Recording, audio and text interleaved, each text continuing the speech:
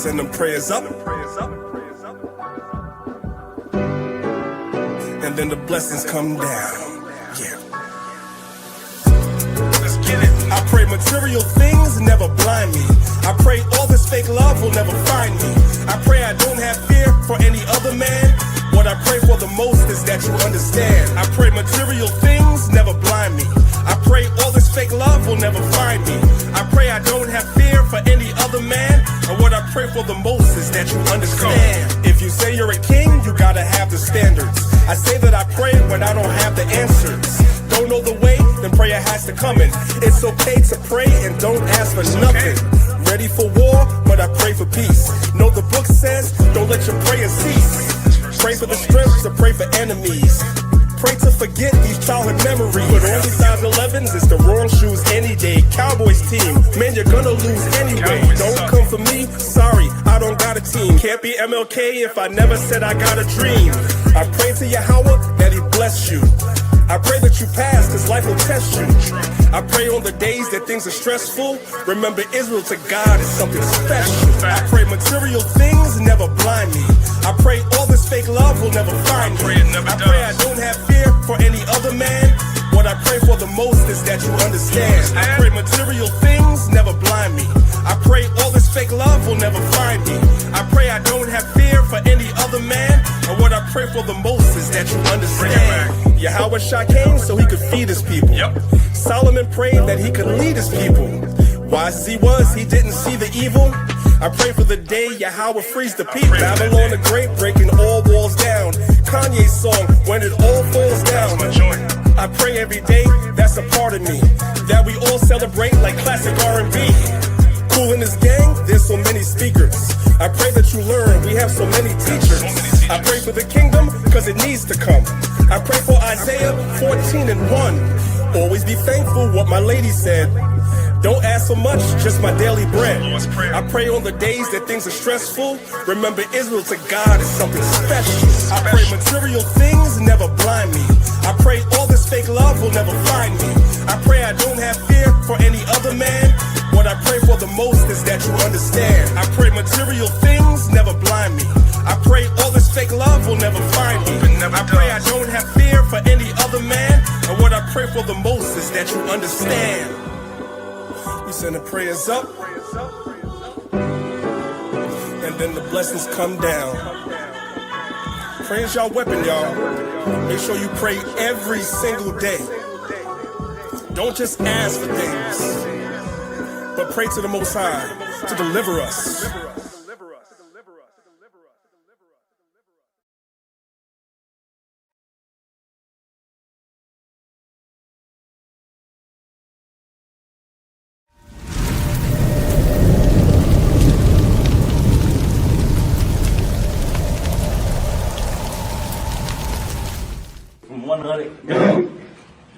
God had his hand on me since before the womb. I didn't know what that meant until I read the Bible. I didn't know what that meant until I read the Bible. He had his hand on me since before the womb. You think I started in the womb? He had his hand on me since before the womb. Like, oh, this is going to do this. He's going to make this happen. You're going to touch this person. You're going to touch these people. You're going to... Yo, I am God's child. I am God's child. I am God's child. Yeah! The gyms are closed.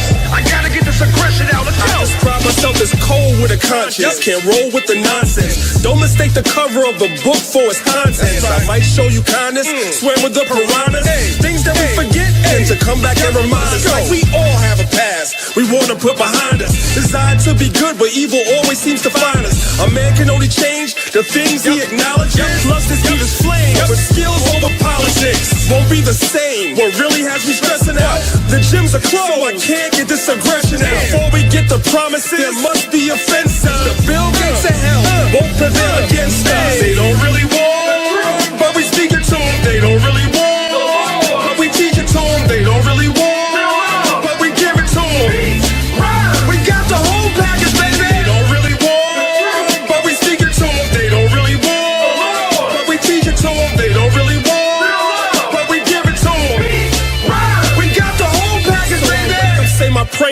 Thank God for blessing me, my life's an open book. Could that be why they're testing me? Maybe everything I do is done out of necessity. Stock is on the rise, I think you should invest in me. It's not strange, I'm money like blockchains. Except the things in life that I cannot change. Chant down Babylon, payback is coming. I ain't LeBron James, you thought I came back for nothing? The game is canceled in the blink of an eyelash. Flow is sick, grab your N95 mask. The new normal, it gets even scarier. All black and white, there is no gray area. Plain as day, we got the whole package, baby. Competition, their rhymes are all average. And that's my 16, nothing else to say, y'all. 5G raps, find me under the radar. They don't really.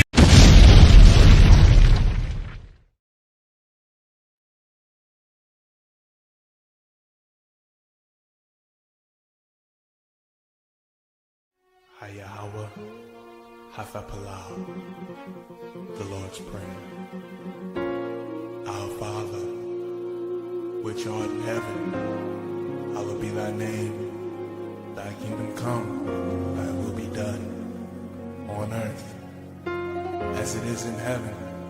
Give us this day our daily bread, and forgive us our debts, as we forgive our debtors.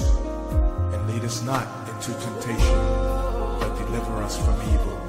For thine is the kingdom, the power, and the glory, forever.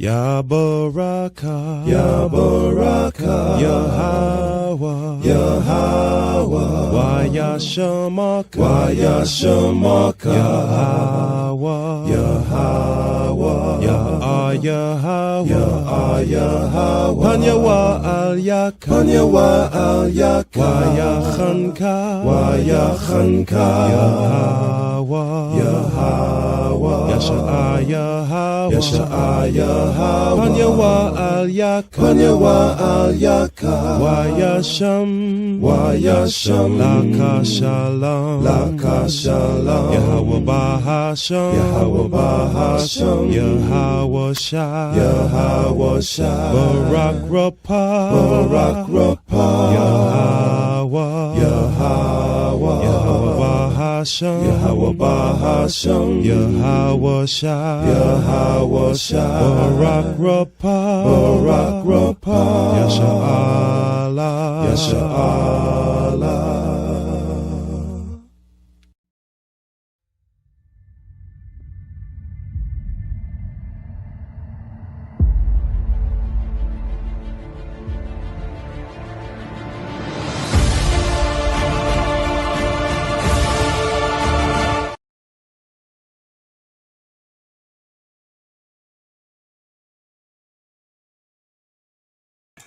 Well, what's going on, brothers and sisters? What is going on? What is going on? Good morning to you all, wherever you are. We give all praise, honor, and glory to the Most High God, the supreme intellect of the universe. And we do so in the name of his only begotten Son, Hamashiach Yahweh Shai, who the world calls Jesus Christ. It's your brother, Priest Daniel, representing Lines of Israel, Maccabees TV.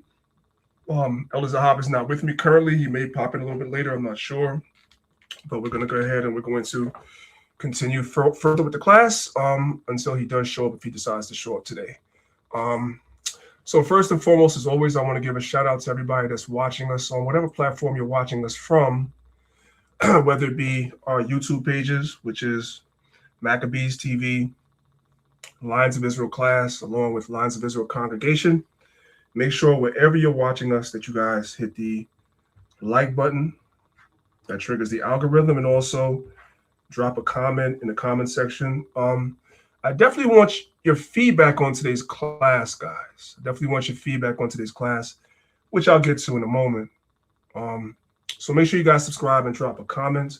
Also, for everybody that's on Clubhouse, as usual, I provided the link to the class on YouTube at the upper right-hand corner of the Clubhouse room. You guys will see the link there. You guys can come over.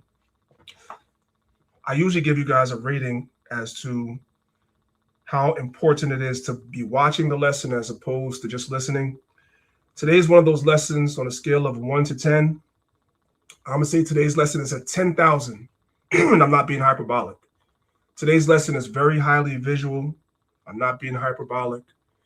And I definitely want you guys, if possible, to come over to YouTube, check the lesson out, and participate in the comment section, because today's class is going to be touching a lot of very sensitive topics. If you are somebody that's sensitive, this may not be the class for you, because there may be something within today's lesson that might offend you. Now, I'm not trying to offend you or offend anybody else, but there are some conversations that we have to talk about. The state of our community as a whole, I'm talking about Blacks, Hispanics, Native Americans, the Israelites that we identify as, the state of our community is deplorable. So we have to have that conversation. And as I put the lesson together, some of the slides even mess with me. I'm like, dang, some things are hard to hear about yourself. When you're standing in front of someone and someone is really telling you about yourself, even if what they're saying is true, we all know we feel that sometimes. Sometimes it's hard to hear. Sometimes you'll ask yourself, am I really that bad? Hey, brothers and sisters, we are really that bad as a people. And I'm talking about Israel in the world are that bad, and Israelites in the truth are that bad. We're that bad. So we have to have that conversation. So today's class might trigger some people. That's all right. You'll be all right. You'll get over it. You can face the Most High and ask the Most High to give you a spirit to be able to, get over it. Because I'm not pulling any punches today. We're going to talk about a lot of stuff. And like I said, it might offend some people. That's okay. I'm not concerned about that. The Bible says you must forgive me 7 times 70. So it is what it is. I see that the Elder Zahab just popped in. So before we go any further, I'll open the floor and he can have a couple of opening words.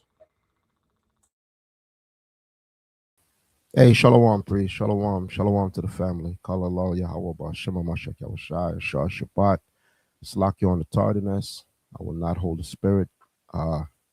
Keep it going, priest. Keep it going.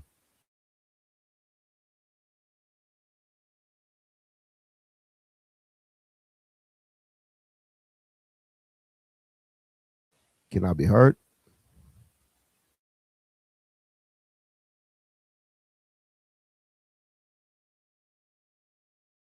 Salak is up. I heard everything you said. I'll put myself on mute for a second. My bad.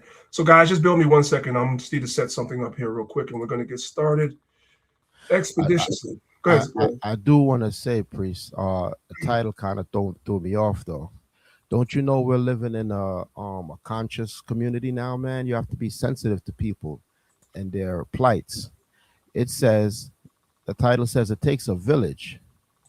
But what if that village is the R word? More priest, I might have to report you, brother. You might have to. It's not, those people are not called R words anymore. They're mentally challenged, man. So you might have to change that, brother. Nah, but I get the point, though, man. There's a lot of R stuff going on in the community. And I don't know if the spirit, if it's going to take you into certain things dealing with, like, for example, this whole fad, this whole craze of our people walking graduation stage. No, not that. All type of wicked stuff. Or you're not going there? Okay. It ties into it. Like, we can add that in. I mean, I could even add that slide while we're talking. Because it's just ridiculous. I might just grab that while we're talking. But brother, go in the spirit. I was just bringing it up because it's on my the same timeline. It's the same.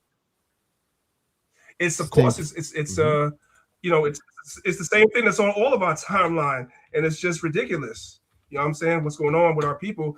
I definitely have something similar to that in the presentation. I'm kind of slow at the time because I'm going ahead and grabbing it. Why not? We might as well talk about it. Why not? Go ahead and talk for a second, brother. Go ahead and talk for a second. We got time today. Back in the days, there was a saying, right? I don't know who came up with it, but it was a saying: you follow a stupid child home, right? You'll see stupid parents. I hate to say that, but you know, a lot of it got to do with the upbringing of the child, right? And we know the scriptures say, raise up a child the way in which he's supposed to go, and when he get old, he shall not depart.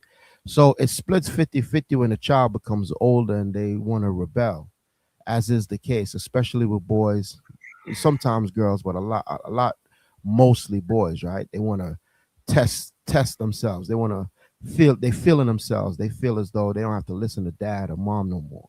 I get it. But from a child, if we were to instill certain things in them, even though they go through their rebellious streak or phase, you know what I mean? There's still some type of common sense, some type of decency, even though it might be buried deep down, it's still there, you know? So I guess at the end of the day, it's 60% upbringing based on the parents, right? And then the rest is just the child. Because if a child gonna be wicked as hell, it's nothing. There's nothing we could do about it. You know what I mean? There's nothing we could do about it. And Esau knows that, and they do things that is gonna come back and backfire.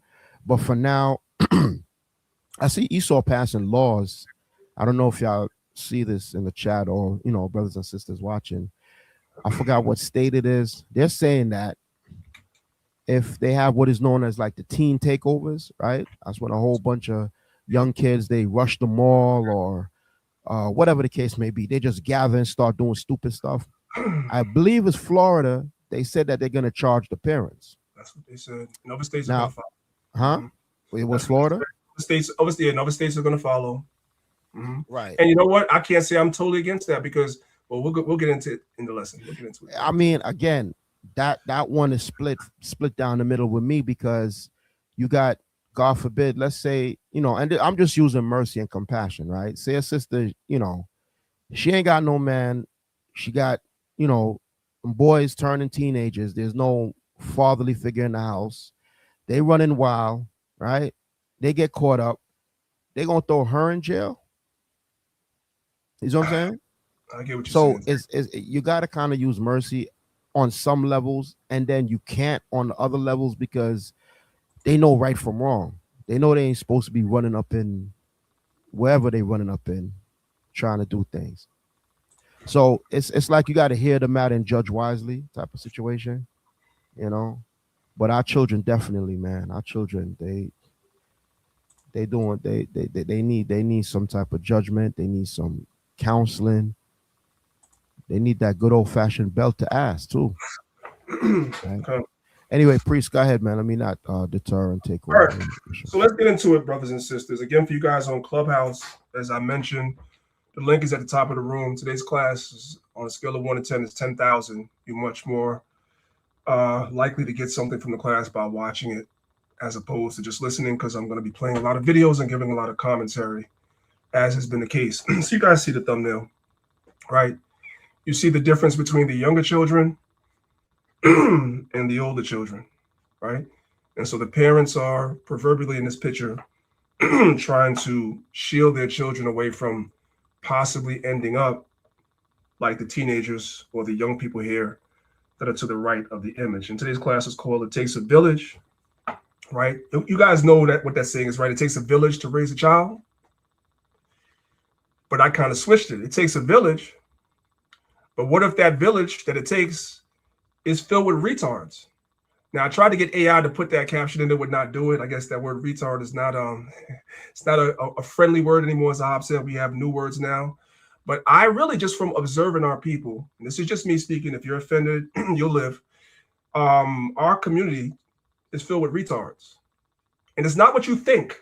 I'm not talking about people that are developmentally challenged. I ain't talking about them. We're going to find out what that word retard means, because it actually means something. It has a meaning. Let's start off with the book of Psalms, chapter 78, starting from verse number 1. It says, "Give ear, O my people, to my law, and incline your ears to the words of my mouth." So that's what we try to encourage our people to do. That is what our people were supposed to do. That is the path that the Most High laid out for us before he brought us into the promised land. And spoiler alert, we didn't do any of that. And we still as a people are not doing that today. Verse 2, it says, "I will open my mouth in a parable, and I will utter dark sayings of old." These parables and dark sayings are scriptures, prophecies. We warn our people about things that are to come. We warn our people about things that are present, that are being done to them, and they don't want to hear anything. Verse 3, "Which we have heard and known, and our fathers have told us," because this information was passed down from our forefathers unto us today. Verse number 3, "We will not hide them from their children." So it's our job now, this current generation, to teach it to our children and our grandchildren, showing to the generation to come the praises of the Lord and the strength and wonderful works that he have done. All the things that the Most High did for the children of Israel, from destroying one nation for us, which is Egypt, to raising up judges all throughout the book of Judges. Every time that we went off, the Most High would send a judge to deliver us from our enemies, and so forth and so on. We all know the history, right? Verse number 5, "For he established a testimony in Jacob and appointed a law in Israel, which he commanded our fathers that they should make them known to their children." So what's supposed to happen from generation to generation? These commandments and these laws are supposed to be taught to our children. And we all know that that's not the case. The vast majority of us grew up in Christianity, in the church, and the churches teach that God's laws are done away with. So there are no constraints, right? Verse 6, "That the generation to come might know them, even the children which should be born, who should arise and declare them to their children." So it's supposed to be something that's passed down from one generation to the next. But God's laws are not passed down from one generation to the next. So instead, what gets passed down instead? The curses for not keeping God's laws. That's what gets passed down from generation to generation, right? You have generations of black men right now in cities like Los Angeles, specifically, cities like Chicago, specifically, those two mainly, where you have generations of black men. I'm talking about the great-grandfather, the grandfather, the father, the son, and the grandchild. All of them were in a gang. That's what's being passed down. All these dudes was 5-6 generations deep, being the Crips or Bloods. That's what's being passed down, not God's laws. Verse 7, "That they might set their hope in God and not forget the works of God, but keep his commandments." Our people have forgotten the works of God. They don't believe in God anymore. They've made materialism and gain their God. They suppose gain to be godliness. They've made clout, likes, and follows on social media. That's their God, not the God of the Bible. And this is true, brothers and sisters, in the world. And as we are witnessing right now in front of us, it's also true in the Israelite community as well. We're watching it unfold in front of us right now. Verse 8, "And might not be as their fathers, a stubborn and rebellious generation, a generation that set not their heart aright, and whose spirit was not steadfast on God." But we, this generation, I'm going to include us, we're just like our fathers. Except this generation is worse, because this generation doesn't even know who they are. And then there's another subset of this generation that knows who they are and still act like niggas anyway. You're an Israelite, but you're a damn whoremonger and all that. You're Israelite and you're stealing from the people. You're Israelite and you're grifting. You're Israelite and you're scamming. The scammer, we're going to go over this in the video today. The scammers are like one of the most popular guys that women like today. They like something about a scammer that gets women excited. I don't know what it is. So maybe a sister could tell me one day. I don't know what it is. And now we're watching unfold in front of our eyes today, scammers in our community that's scamming the people and getting all the women and having all the children. Have we really repented? Are we any different than the world? We're not. This village of ours, talking about our people in the world and in the Israelite community, is retarded. Just like I said. We're not pulling any punches today.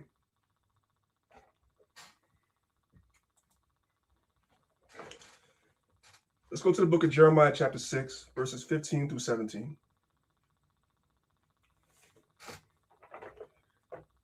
It says, were they ashamed when they had committed abomination? The answer is no. The ancient Israelites during the time of Jeremiah was not ashamed when they committed abominations. And the modern Israelite community, as we're seeing, commits abominations and they're not ashamed. Nay, they were not at all ashamed. Neither could they blush. Therefore, they shall fall among them that fall. At the time that I visit them, they shall be cast down, saith the Lord. Thus saith the Lord, stand ye in the ways and see the old paths.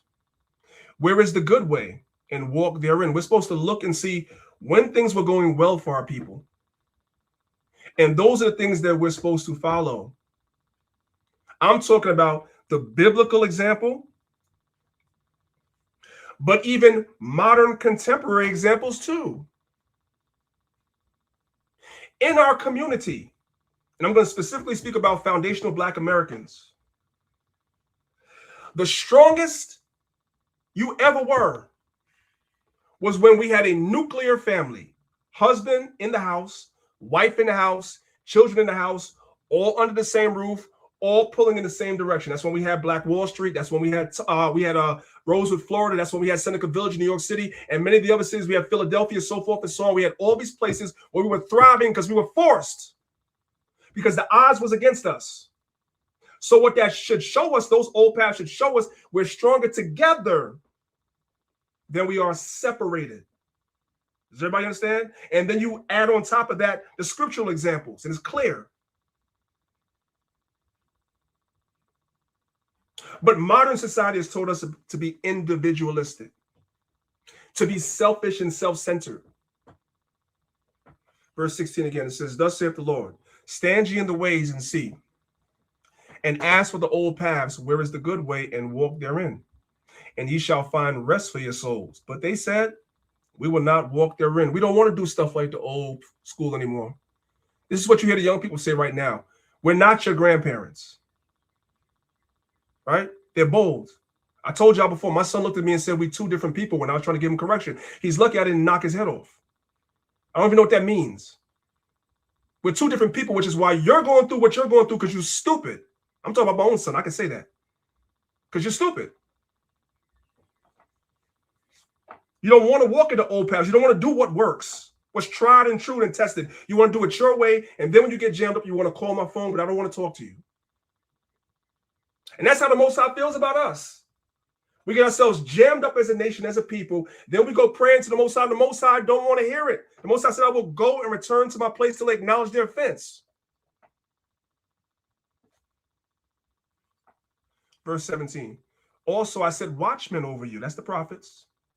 Saying, hearken to the sound of the trumpet. Right? That's them lifting up their voice like a trumpet, warning you that trouble is coming. The trumpet is a metaphor. The trumpet warns you that there's trouble coming.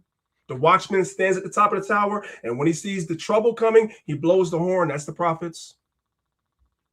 But they said, we will not hearken. Now people don't want to listen, and I'm talking about in the world and in the truth. You don't care.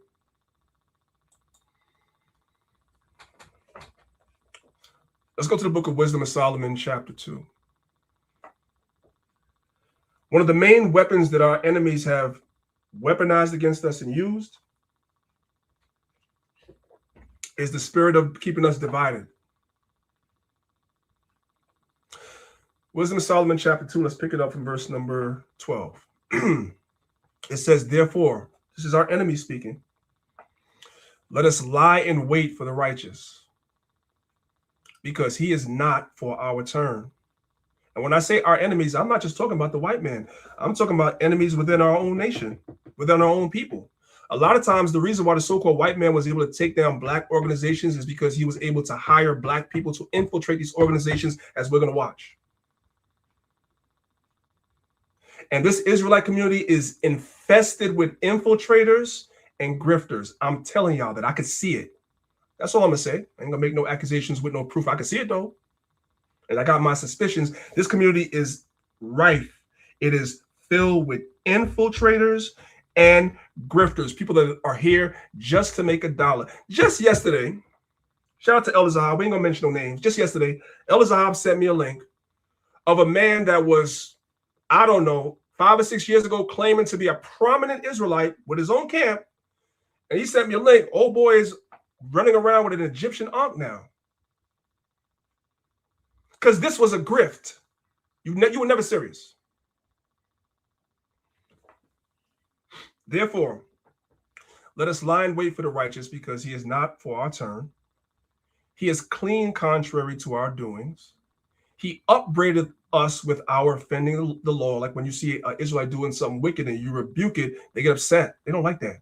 And objective to our infamy, the transgressions of our education. Verse 13, he professeth to have the knowledge of God, and he called himself the child of God. He was made to reprove our thoughts. He is grievous unto us, even to behold. A lot of times people hate brothers and sisters that are righteous. Just even looking at you turns their spirit. They don't like that. And that's the demons inside of them. That's the evil inside of them. That's the leaven inside of them. For his life is not like our other men's. His ways are of another fashion. We are esteemed of him as counterfeits, right? Because there's a lot of people in this community, specifically the Israelite community, that are counterfeits. And guess what? A lot of y'all flock to them. A lot of them get a lot of money, hundreds of thousands of dollars, maybe even millions of dollars, because y'all is retarded and you can't see. Everybody claims you from the street. And I sit back and watch people in this community grifting y'all, and y'all just going along with it. You can't be from the street. You'd recognize that shit. Sorry, but it's the truth. This may not be the class for children. You should be able to recognize that if you're from a street like you say. You should be able to see the counterfeits from the real if you're from the streets like you say.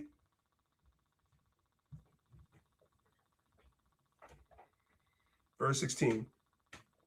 We are esteemed of him as counterfeits.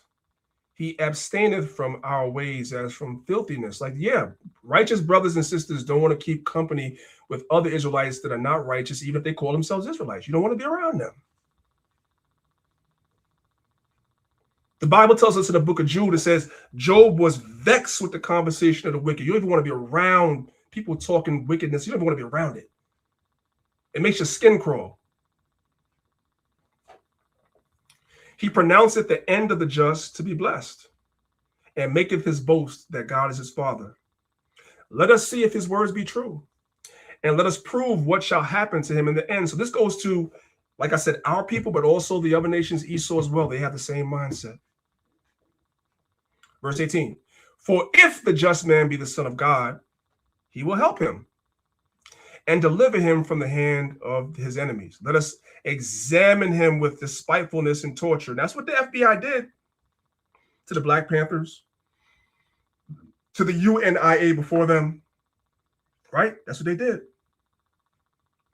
Let us examine him with despitefulness and torture, that we may know his meekness and prove his patience, because the time is going to come, just like during the time of the apostles, brothers and sisters, their patience had to be proven, right? These guys were waiting after Yahushua was crucified. These guys were hiding out. I don't know if you guys read the gospel in a while. They were hiding out for fear of the people. And they had to be patient that everything that Yahushua told them was going to come to pass was going to come to pass. Verse 20, let us condemn him with a shameful death. And that's what they did to the prophets. That's what they've done to a lot of freedom fighters that fought for our people for real, sincerely. And guess what? If they can help it one day, that's going to be many of us too, the ones that are righteous. When I say us, I am not including myself, because I don't know what God has in store. I'm saying this is the mindset that they have. For by his own saying he shall be respected. So let's go ahead and let's play this video real quick, The video is kind of self-explanatory. I'm trying to get us into a mindset because I'm going someplace with all of this. The main thing that Esau does and uses, his greatest weapon against our people, is division.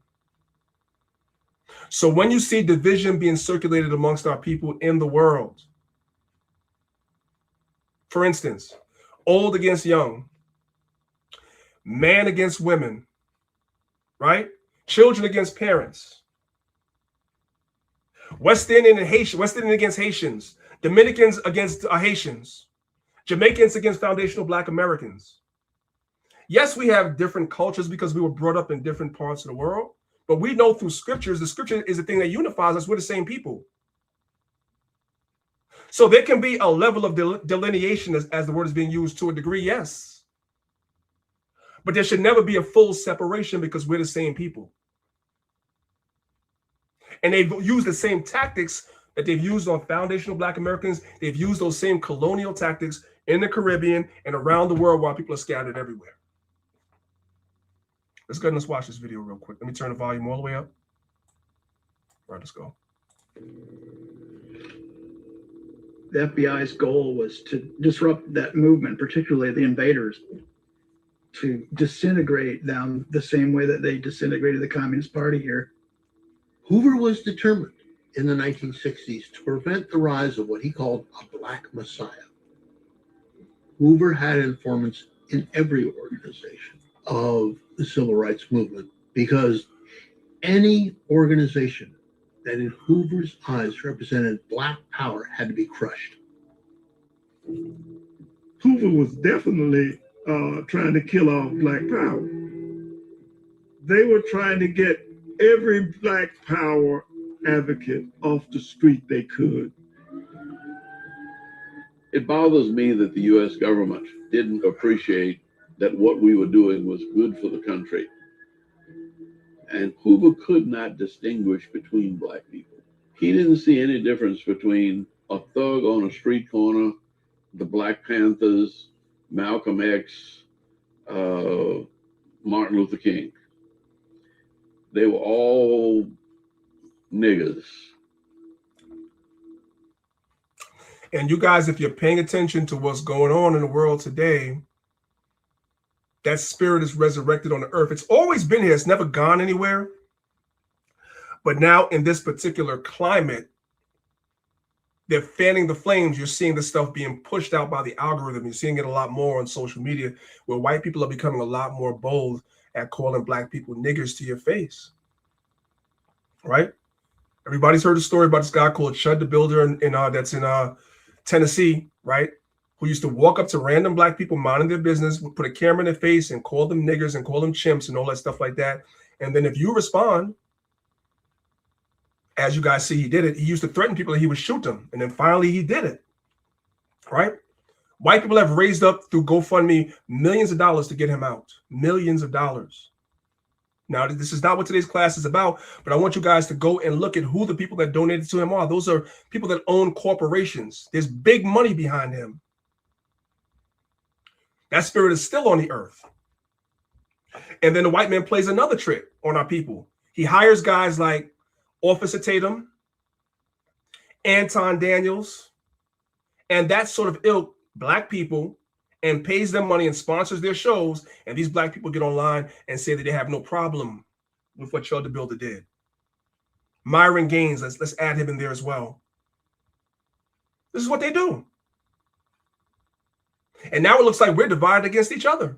Here you have these reasonable Black people that say there's nothing wrong. It's a First Amendment right for a white man to come and put a camera on your face and call you a nigger and a chimp. That's their First Amendment right, and you shouldn't be upset about it. And it's a Black face telling you that. These tactics are still alive and well. And that's one form of division that they have with us. There are more, as we're going to get to. Okay, guys. It's time for me to put my tinfoil hat on. If you wear tinfoil hats too, grab yours and put it on. Because we're about to talk about something, and I'm going somewhere with all of this. This is an ex-CIA agent. His name is John Kirikow, right? He has a lot of videos on TikTok and YouTube. You guys can look into him if you so choose. And I chose him being a former CIA agent because he's going to break down to you, brothers and sisters, what MK Ultra is.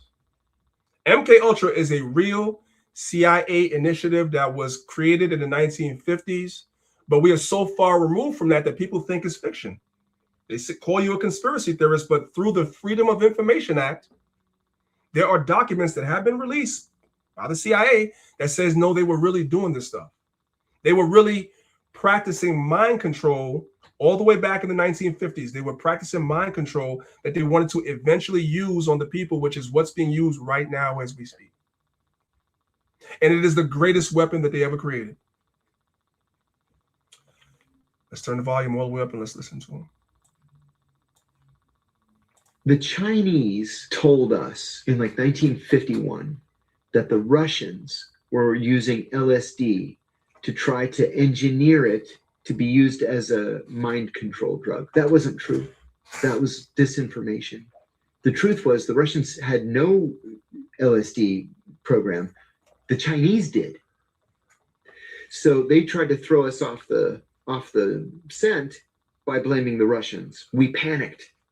And by 1952, we started this program called MK Ultra, which began by using LSD experimentally. What the CIA did was they started by dosing their own employees. Did y'all catch that? That shows you how diabolical Esau is. I want you guys to really think about this. The first people they experimented on was people that worked in that building. Their own were expendable. So what about you and me? The first people they experimented on was their own agents. It's crazy.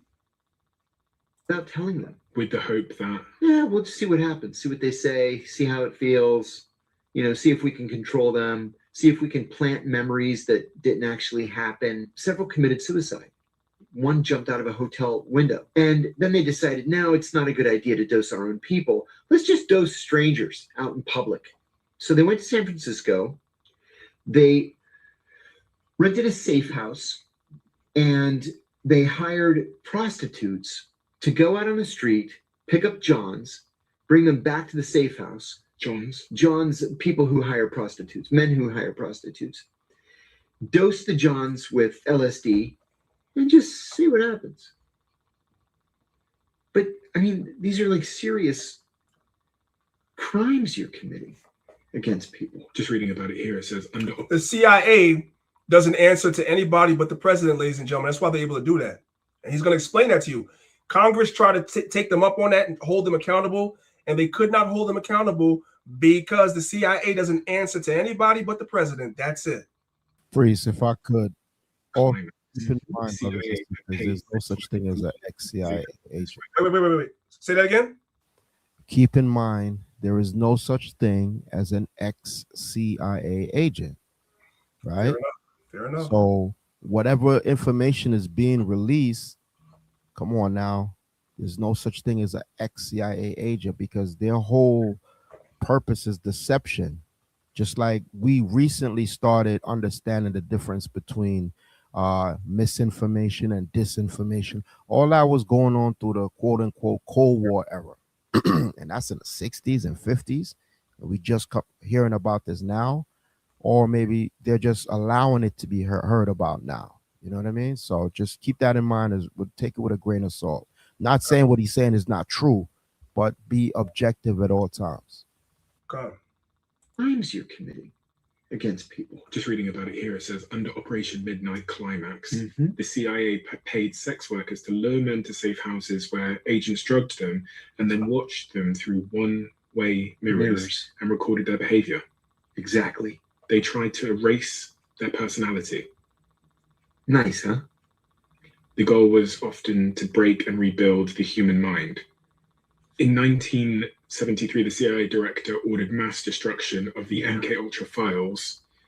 What we know comes from accidentally surviving documents, meaning this is a sanitized version. That day, he testified before the church committee. The church committee specifically told him, do not destroy any documents. He went back that afternoon to the CIA and said, destroy everything. Why? Because it was damning. About 15% of the documents were overlooked and survived. We'll never know exactly what happened under MK Ultra. All right, let's move on. I kind of want to bring it up to speed, up to date. So the U.S. government has been experimenting with mind control for a long time, right? So as we progress with technology, companies like Apple and different users that use the Androids like Samsung, etc., they're introducing a lot of what's called wearable technology, right? You have the Meta glasses through a Ray-Ban. You have the other glasses now. You have the Oculus. You have these watches, and these watches, as you guys can look at the watch, it monitors your heart rate. It's monitoring you. The keyword is monitor. It monitors your heart rate, so forth and so on, right?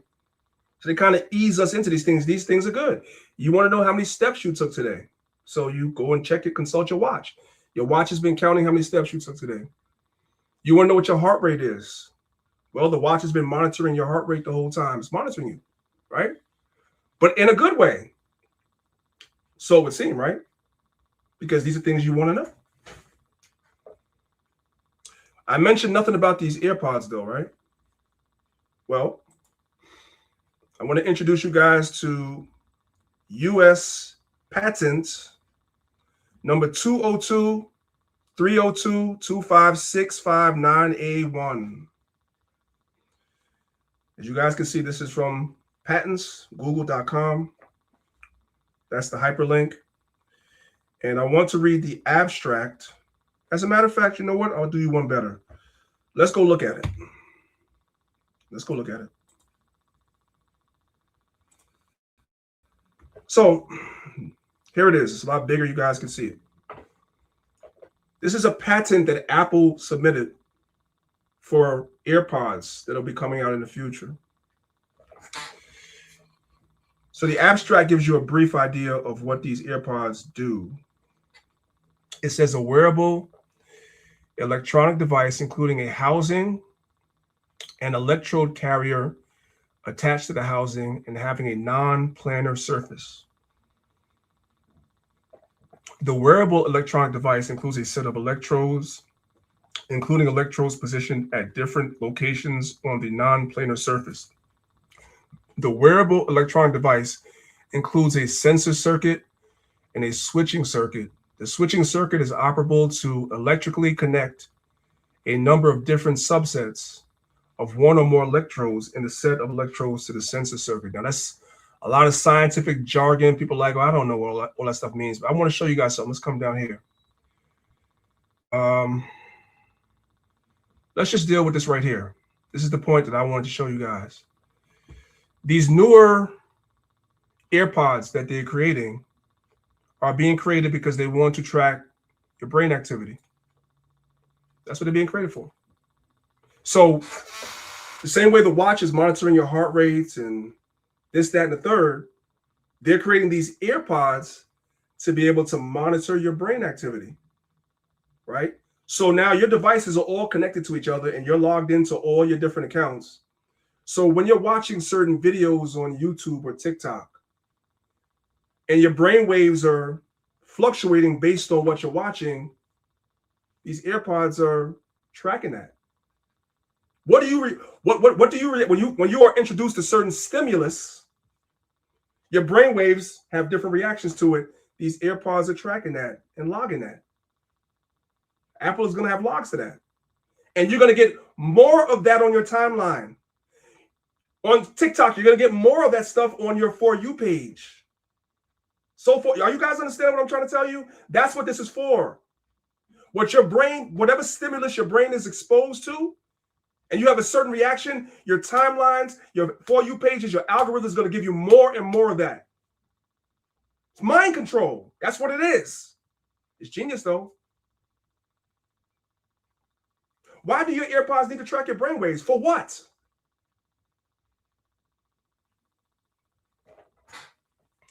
Let's come back to the PowerPoint.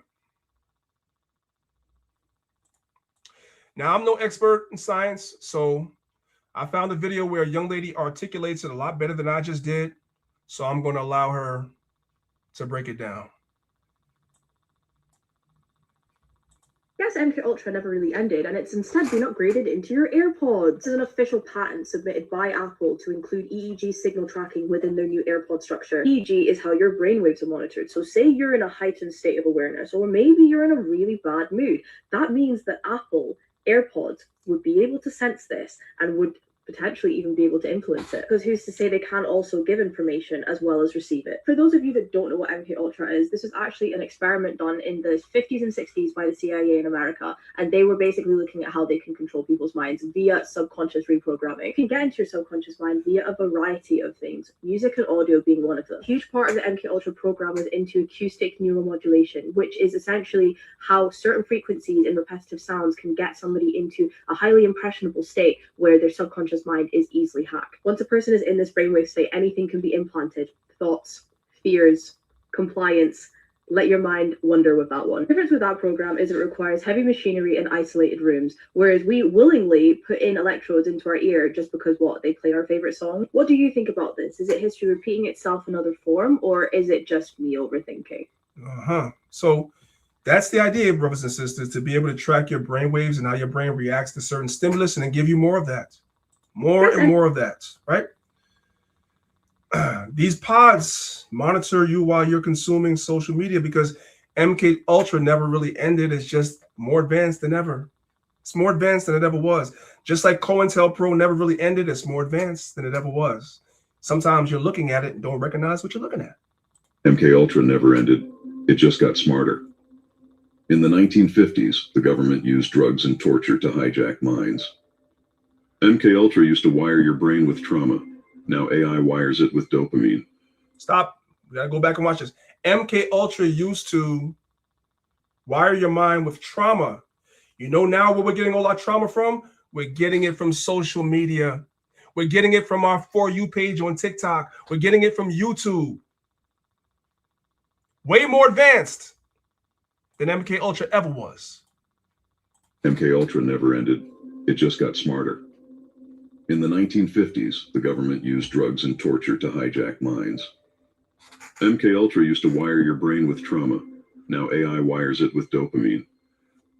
Your For You page isn't random.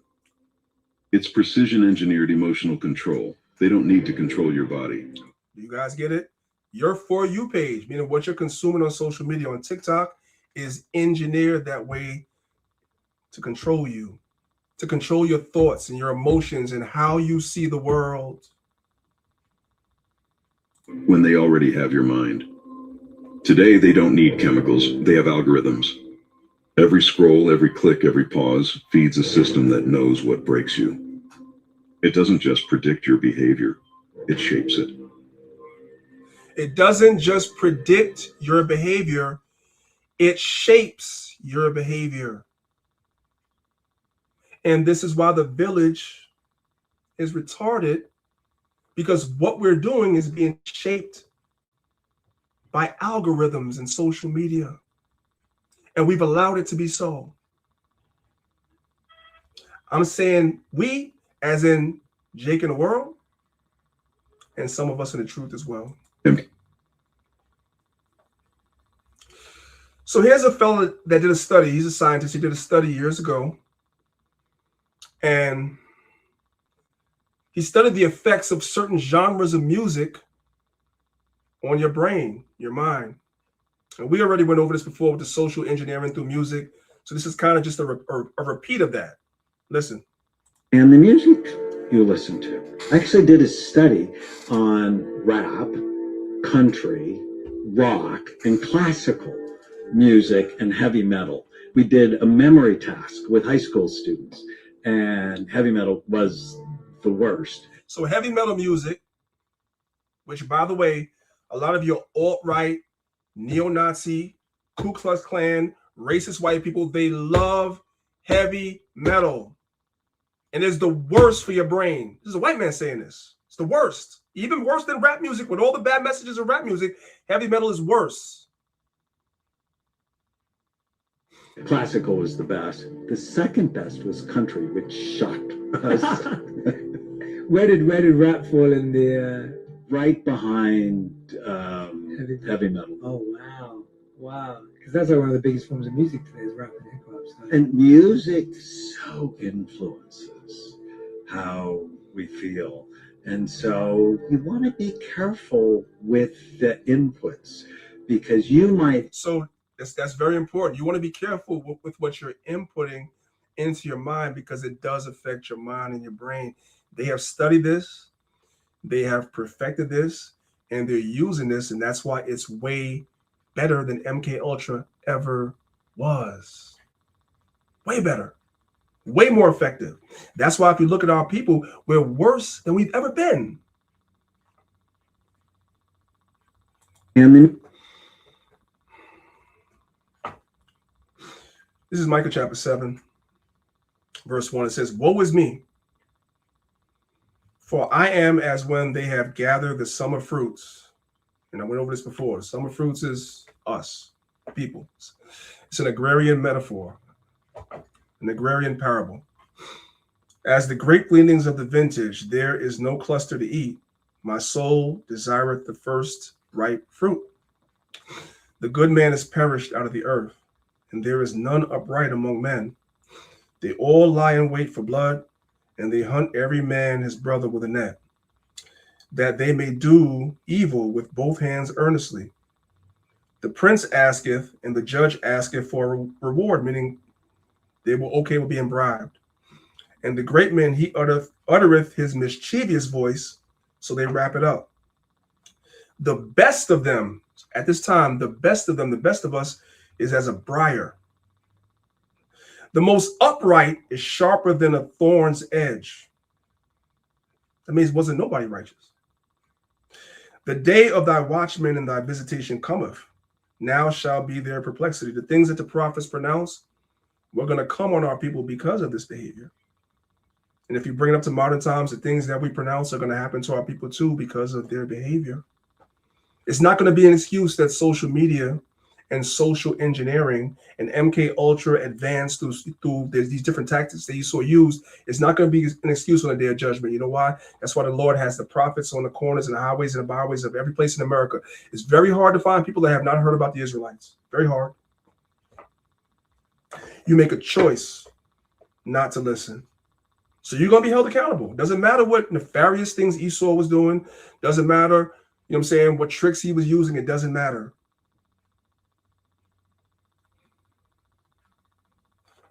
So this video is where I got the topic from. So I'm going to let the brother talk.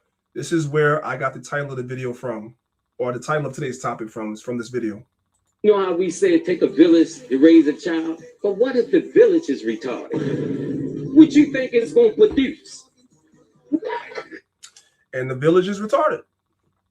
And we see what the village has produced. Now, you know how I keep using that word, which is not a very popular word anymore because it's offensive to people that might have developmental issues. I'm not using it in that term. So let's go and let's look at what the word retard actually means. Because it became a pejorative, meaning an insult, but the actual meaning of the word means something way more. The word retard is a verb. It means to delay or impede development or progress. So when we say the village is retarded, meaning that we are our own impediment to being delivered. We are our own impediment to being a better community. We are our own impediment. We're doing this to ourselves. When we complain about the children, it says it takes a village to raise the children. Well, the reason why the children are not coming up the way they're supposed to come up is because the village is retarded. We are the ones that impede their development because we ain't right, as the older folks. That's the idea for today's lesson. We got nobody to blame but ourselves. Yes, the white man has sat down in these think tanks over generations and thought out ways to come against us and destroy us, but we didn't have to fall for it. We didn't have to do it. You and I that are hearing this truth right now are proof that our people didn't have to fall for the banana in the tailpipe. They made a choice to fall for the banana in the tailpipe. That was a choice. Salakia. The best way to impede progress of a village, in this case, talking about our people, metaphorically, and I'm talking about in the world, and I'm talking about in the Israelite community. The best way to stop, to halt progress of a people is to destroy the family unit. It is no question that in the world, the family unit is destroyed, right? 70% of the children that's born in our community are born to single parent households. The overall divorce rate is about 50%. Amongst our people, it's like 60 to 70%. It's even higher.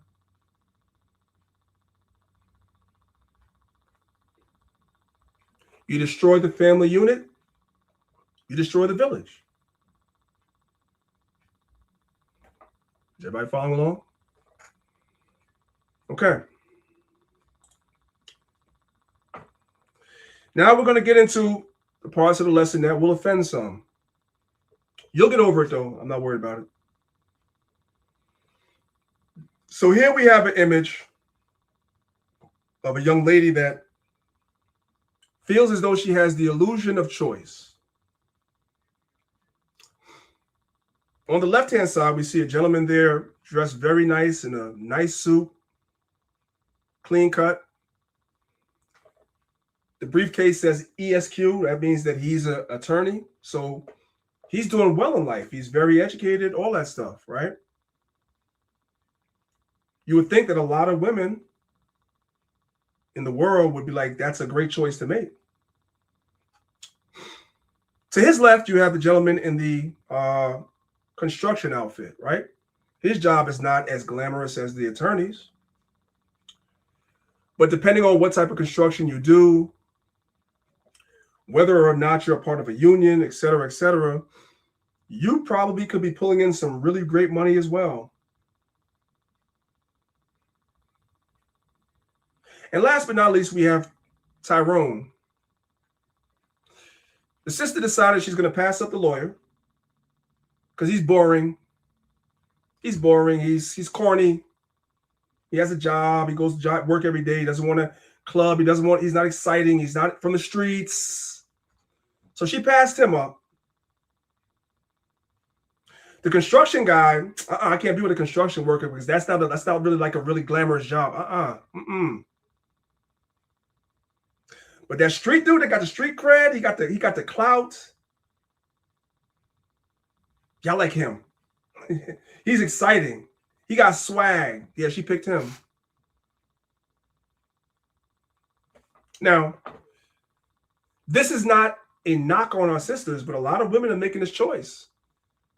The reason why I went through all the other slides that I went through is because I'm trying to show you social media is influencing our women to make these bad choices. Generations of the past, like Generation X, maybe Generation Y, didn't have social media the way it is today. So it's a different conversation. But today, the way social media is engineered, the way the algorithms are put together, the women are being forced, they're being herded, they're being pushed in the direction of passing up on quality men for niggas like Tyrone. Let's keep it real with you. Priest, why do you say that? Well, let's start here. There's a trend on social media that's trending. I don't know if you guys know about it. Some of y'all may not have social media, so if you don't, you're going to learn about it today. There's a push amongst our women that are saying they cannot date a man that works 9 to 5. Under no circumstances can they date a man that works 9 to 5. And these videos have millions of views because they're put into the algorithm. They're pushed by the algorithm. They have millions of views and they're forced upon our women. You do realize lawyers will be considered under the umbrella of 9 to 5. Do lawyers get money? Of course they do. Doctors will fall under the umbrella of 9 to 5. Do doctors get money? Of course they do. Software engineers will fall under 9 to 5. Do software engineers make a lot of money? Of course they do. Mechanical engineers fall under 9 to 5. Do mechanical engineers get a lot of money? Yes, they do. Architects, computer and information system managers, and others. These are all people that most of them make $200,000 a year or more. But yes, they're under a structure where they have to go into the office and they have to work long hours. So the algorithm is encouraging videos like this that I'm about to play, that even if a man works these jobs that pays very well, he's not good enough. He's not good enough. Listen to the video. I can't date a man that works a 9 to 5 because at 9 a.m. I'm going to look at flights and be like, hey, want to go to Jamaica? And he's going to be like, hey, got to go to work. You can't work from your computer. And he's going to be like, not my reality. Well, if you're a lawyer, you can't work from your computer. If you're a doctor, you can't work from your computer. If you're an architect, you can work from your computer a little bit, but not really. If you're a mechanical engineer, you can't work from your computer. These are hands-on jobs. So now you have to work some type of job where you're not confined to being in an office, and you could get up on a whim and go fly to Jamaica just because she wants to go. And if you can't do that, you're not good enough for her. Doesn't matter what type of job you have, what your credentials are. Doesn't matter. Where you gonna find men like that? Like, for real, the only niggas that's like that, not even athletes, not basketball players, because they have to be, you know what I'm saying, at practice. They have to play games during the season. So even a basketball player can't do that. A football player can't do that. A baseball player can't do that. A hockey player can't do that. A soccer player can't do that. Where you gonna find dudes like that? The only nigga that could do this is a drug dealer or a scammer. That's it. And this is what our women are being herded into. Let's go back. It's crazy. Can't date a man that works a 9 to 5 because at 9 a.m. I'm going to look at flights and be like, hey, want to go to Jamaica? And he's going to be like, hey, got to go to work. You can't work from your computer. And he's going to be like, not my reality. Well, the reality you're in and the reality I'm in is two different realities. I want to go eat lunch in Jamaica and come back. Star, why won't you be with someone more humble? Because I don't plan to dumb down my life. I don't want to live regular. I want to do the most. I did not make all these sacrifices, stay up late at night, walk in the rain with packages and orders, burn my pum trying different products, to be with a man that just wants to live regular. While I'm here on earth, I want everything earth has to offer. So she's saying a lawyer is regular.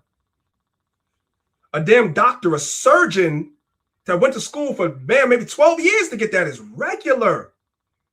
I don't, listen, if an attorney is regular, if a surgeon is regular, I'm gonna speak about me. I'm cooked.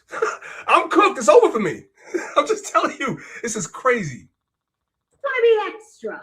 People think being with a rich man has to do with money, but it has to do with character. It has to do with how much you're willing to sacrifice. It has to do with ambition. It has to do with your intelligence. I'm just saying. Wait, ambition, intelligence, that's all these professions require that. What is she talking about? She's talking to hear herself talk. You can't be a lawyer and not be ambitious. You cannot be a doctor and not be intelligent. What in the French toast is she talking about? But this is what is fed to our people. It's sad. This is how you destroy the family unit. You make it almost impossible for our sisters to find a quality man. Nobody's saying that you got to settle for a man that doesn't have it together, that's not trying to do something with himself. But all these occupations are men that did something with themselves, and even they now don't qualify. Crazy. Crazy. Let's move on. I can't. She's not the only one. This one is worse to me. I'm going to tell you why. Y'all looking at the video? Okay. See that fella behind her in the orange shirt? That's her daddy. That's her daddy. I want you to listen to how she talks in front of her father. What type of man does she want? Listen. And as a father, this is a failure on him. I don't give a damn. It's a failure on him. My daughter cannot talk like this, and I'm with you. I'm not being nowhere around you if this is how you think. You got to get away from me. This is crazy. Put them in order. Would you prefer to date a scammer, a drug dealer, or a regular 9-to-5 guy? Drug dealer. Then what? Then what? 9-to-5. Did you hear that? Who would you rather date? A drug dealer, a scammer, or a 9-to-5? Keep in mind, 9-to-5 is a lawyer's doc. We ain't talking about Amazon. We're not talking about janitors. Okay, forget about that. I started at the top. Because obviously the lower ones are not going to mean nothing. So I started at the top. Lawyers, doctors, software engineers, mechanical engineers, architects, computer info system managers. These are 9-to-5ers too.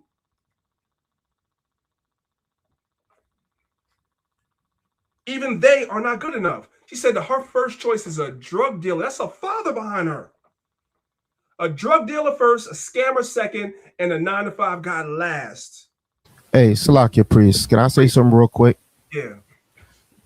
The couple of slides before, you were talking about MK Ultra and dealing with the mind and the brain and things of that nature, right?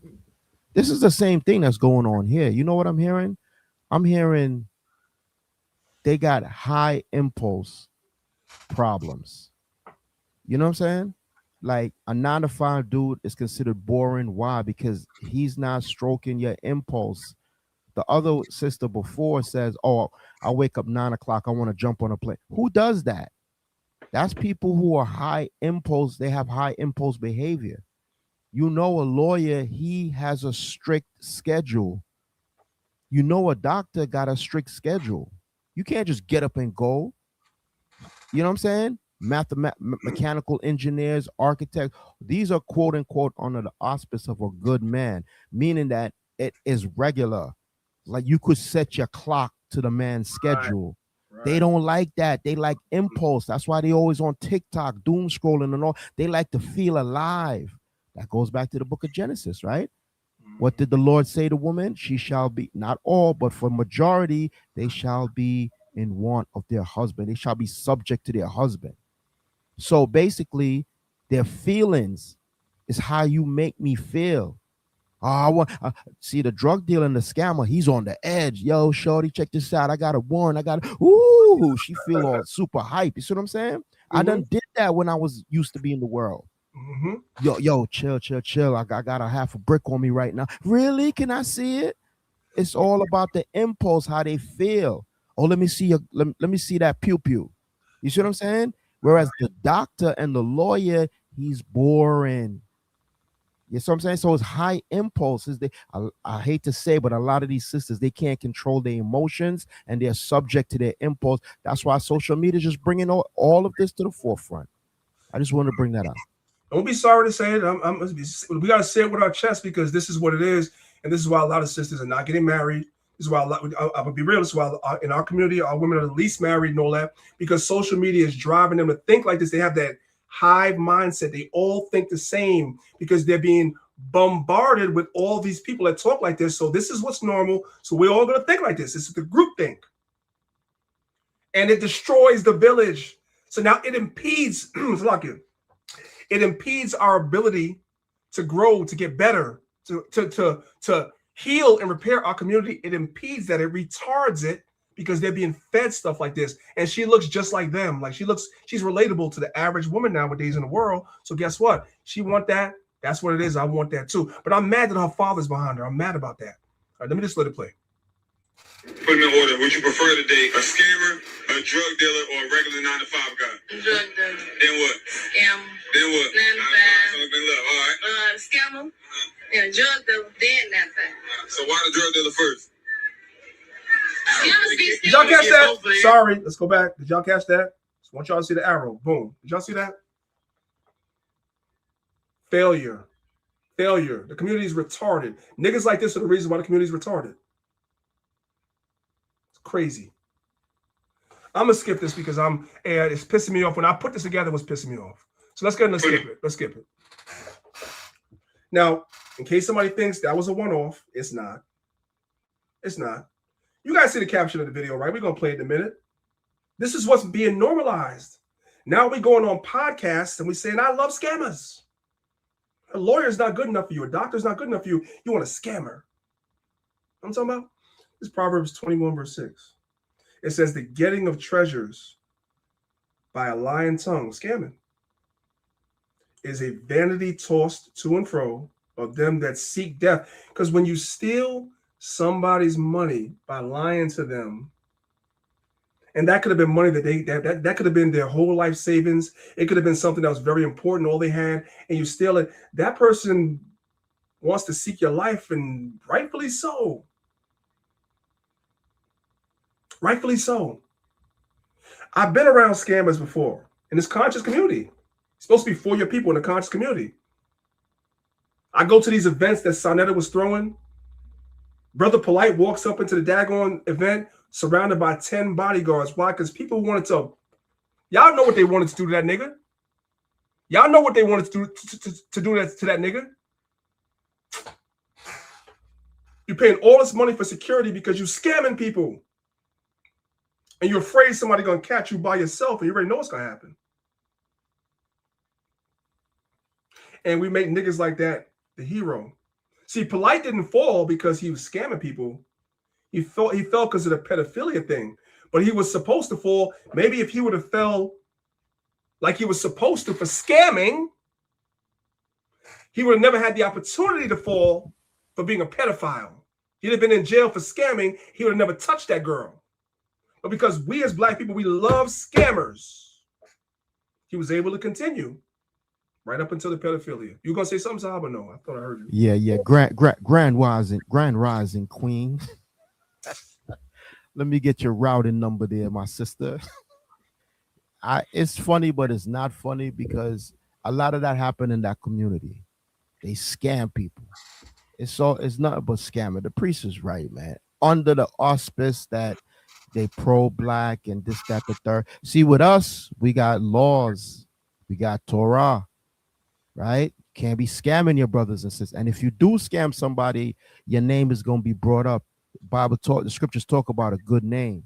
So therefore, we got consequences and repercussions in the Israelite community, right? Whereas in other communities, oh man, you hating, man.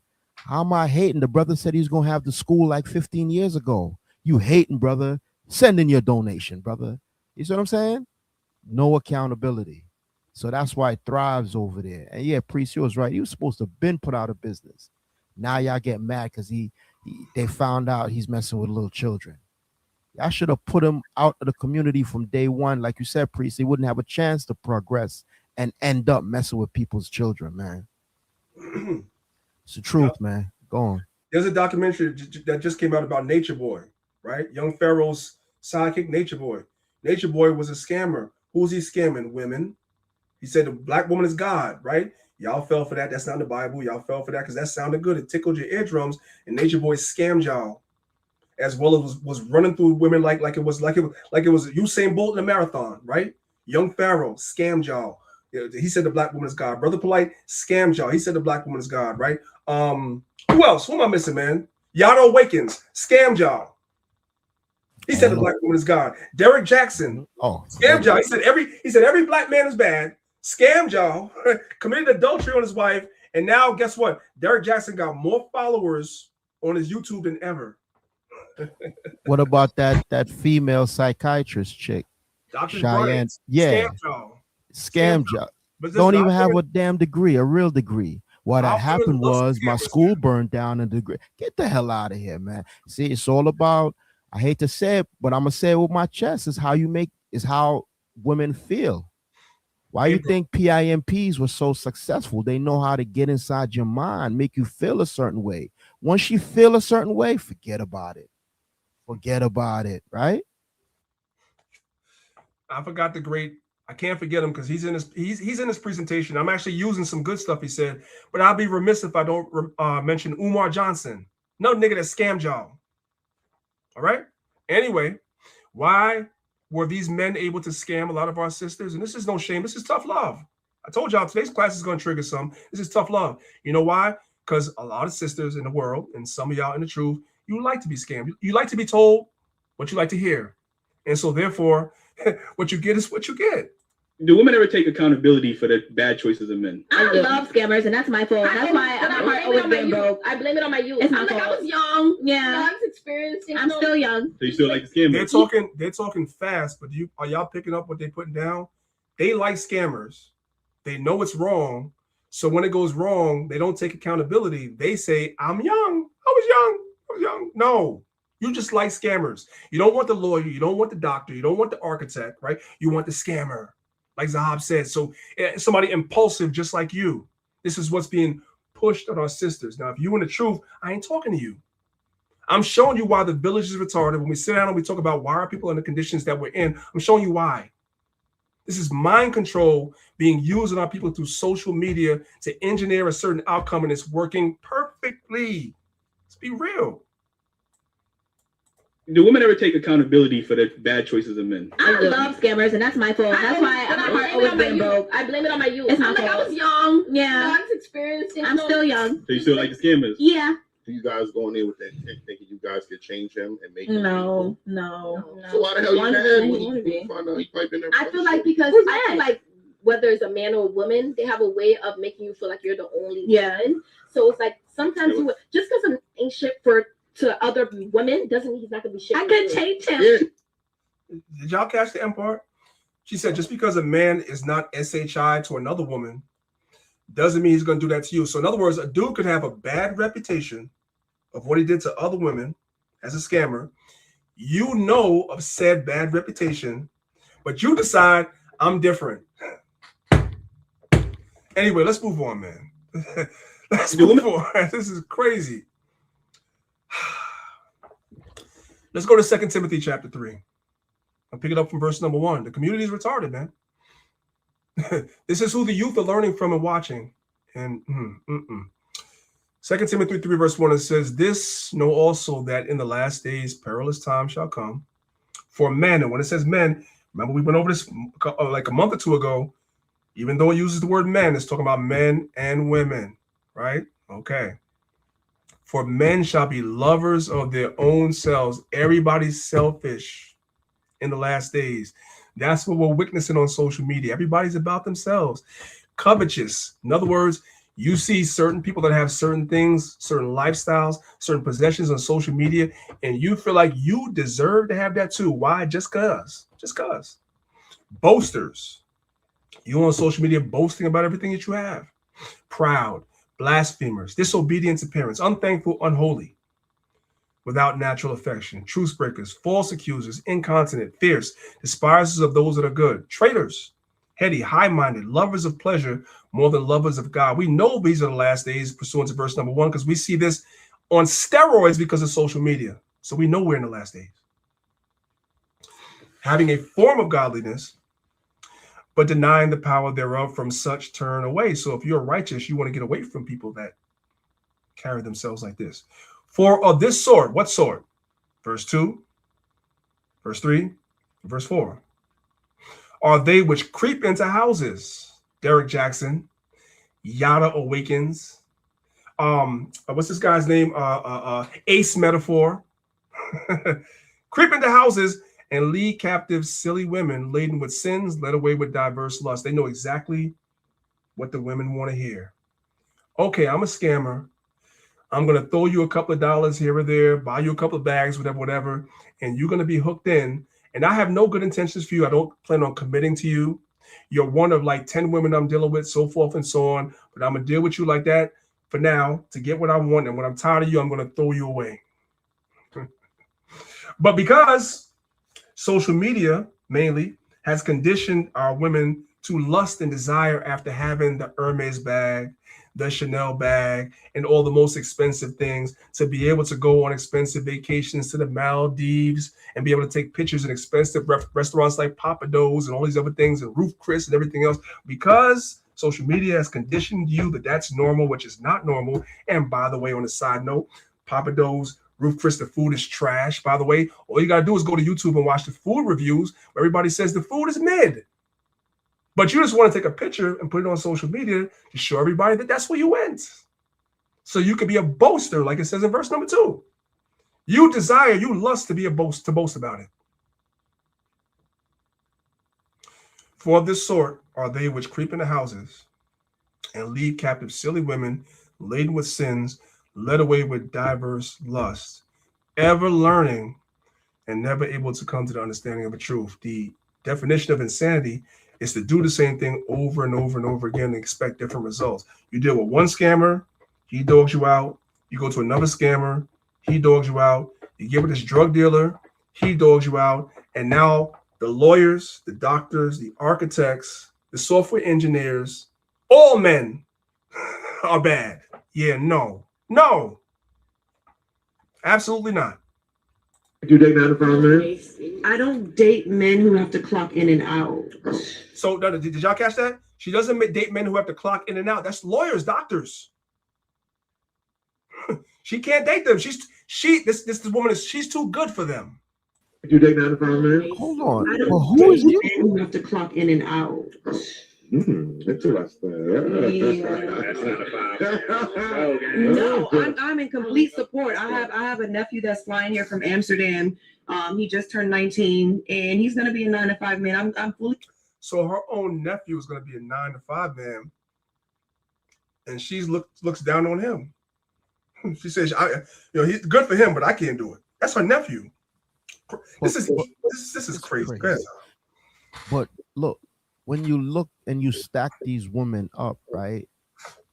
I don't think these doctors and lawyers and engineers will go for these type of women or turning their nose up at them. Like, who is you, sis? For real. Like, let's be realistic. That's why the Most High in his infinite wisdom made women outnumber men. There's so many sisters out there. And you got the nerve to turn your nose up. Hey, man, we in the Black community, we in a bad shape, man. Especially what's going on in the world right now. There's a survey saying that people in the Black community, they couldn't come up with $1,000 if there was an emergency to save their life. Most of the Black community, right? So the lawyers and the doctors and the engineers, they in the top, 10% of the Black community? Yeah. Who are you to turn your nose up at brothers like that? Who are you? You see what I'm saying? And then turn around and talk about there ain't no good men. It's delusional. It's crazy work. Go ahead, priest. And it's social engineering. It's MK Ultra advanced. It's to destroy the family unit, because even a lawyer or a doctor is not good enough to be a husband anymore. And millions of our women are consuming this content, and they're adopting this mindset because they have the hive mindset. It's destroying us. You sisters that are in the truth, y'all are blessed that y'all are not, victim to this mentality. But when you look around, especially if you have social media, I know you see it. We all see it. Crazy. And what really bothers me, and I'll play the video now, this is a woman of a certain age. This woman has to be at least 35, at least. Like, I can see if you were 20 saying that, but you older, sis, like, what are you talking about? What are you talking about? Do you date 9 to 5 men? I don't date men who have to clock in and out. Interesting. No, I'm in complete support. I have a nephew that's flying here from Amsterdam. He just turned 19 and he's gonna be a 9 to 5 man. I'm fully supporting him. And if he brings a woman or a girl, by, then yeah, I'm supporting. I'm doing it. Why wouldn't you talk to somebody that clocking in? I got needs. No, I don't, baby. I'm a business. She doesn't have needs. She has lusts. She has lusts. That's what it is, right? She wants to be able to boast about how much this guy makes, what he's buying, what he's doing, where they're going. You know what I'm saying? They can go someplace on a whim. He don't have to clock in, so he can just wake up and say, you know what, I want to go to the Maldives tomorrow. Then Thursday, I want to go to Hawaii. And Friday, I want to fly to Cannes, France. And then Saturday, I want to go to Saint-Tropez. You get what I'm saying? Crazy.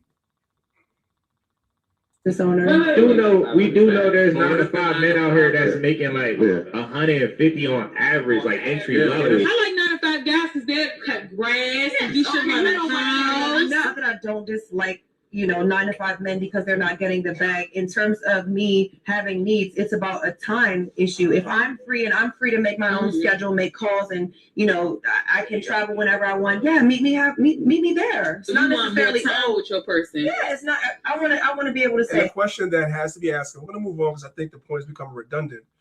What occupations is it that you could just pick up and just go where you want to go on a whim?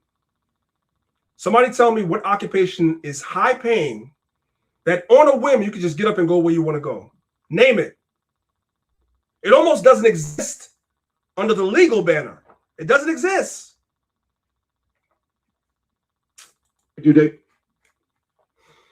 Okay. That became redundant. So let's get to the next trend.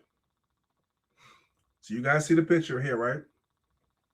The sister said to the brother, "You are tall, handsome. You provide for me. You protect me. You're gentle. You're considerate. And I don't want to be with you anymore." Did you guys know that it's popular now on social media to leave a good man? That's popular. The man could check every box. The man could be the best man you ever had in your life, and social media said you should still leave him anyway. Do y'all know who the number one consumer of this stuff is? Our people. This is war on our people, and we just don't even know. Somebody saying, "Priest, you exaggerating this. There's no way." Ain't no way, right? Ain't no way. Okay. This is a YouTube created by the name of Christina Mackey. Y'all see her, right? She has about 244,000 followers on Instagram, and she has 5.2 million likes combined between all her videos. Her number one video is right here. This video has 4.5 million views.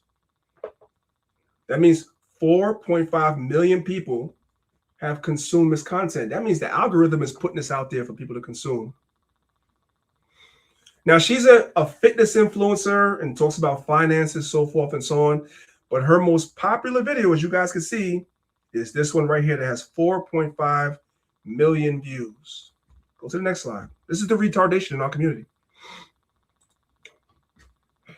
I want you guys to see that this particular video has 593,000, almost 600,000 likes on TikTok alone. This video is on Facebook. This video is on Instagram. This video is on X, and it's on TikTok. When you combine the numbers between all these different platforms, this video probably has about 10 million views and millions with an S, millions of people that like it, which means they approve of this message. Now, you might ask yourself, what is the message? So the caption says, "I broke up with my boyfriend today." So that's news. She decided she was going to break up with her boyfriend today. And I must go to social media and tell the whole world about it. I'm going to go to Instagram. I'm going to go to TikTok. I'm going to go to X. I'm going to go to Facebook. I'm going to tell the whole world I broke up with my boyfriend. So somebody's probably thinking, well, if she broke up with him, there has to be something wrong with him. He must have been abusive, and he must have been emotionally unavailable, and he couldn't provide, and he treated her bad. Oh, no. He cheated on her. It has to be something, right? Got to be something, because there's so many people relating to it. Like, this is great. So let's let her tell you why she dumped this dude. Let me show y'all what y'all algorithm is feeding our people. Let's read the Bible first real quick. No, you know what? Let's go ahead and let's let her talk. And then we're going to read the Bible. Let's let her talk. Listen to this, y'all.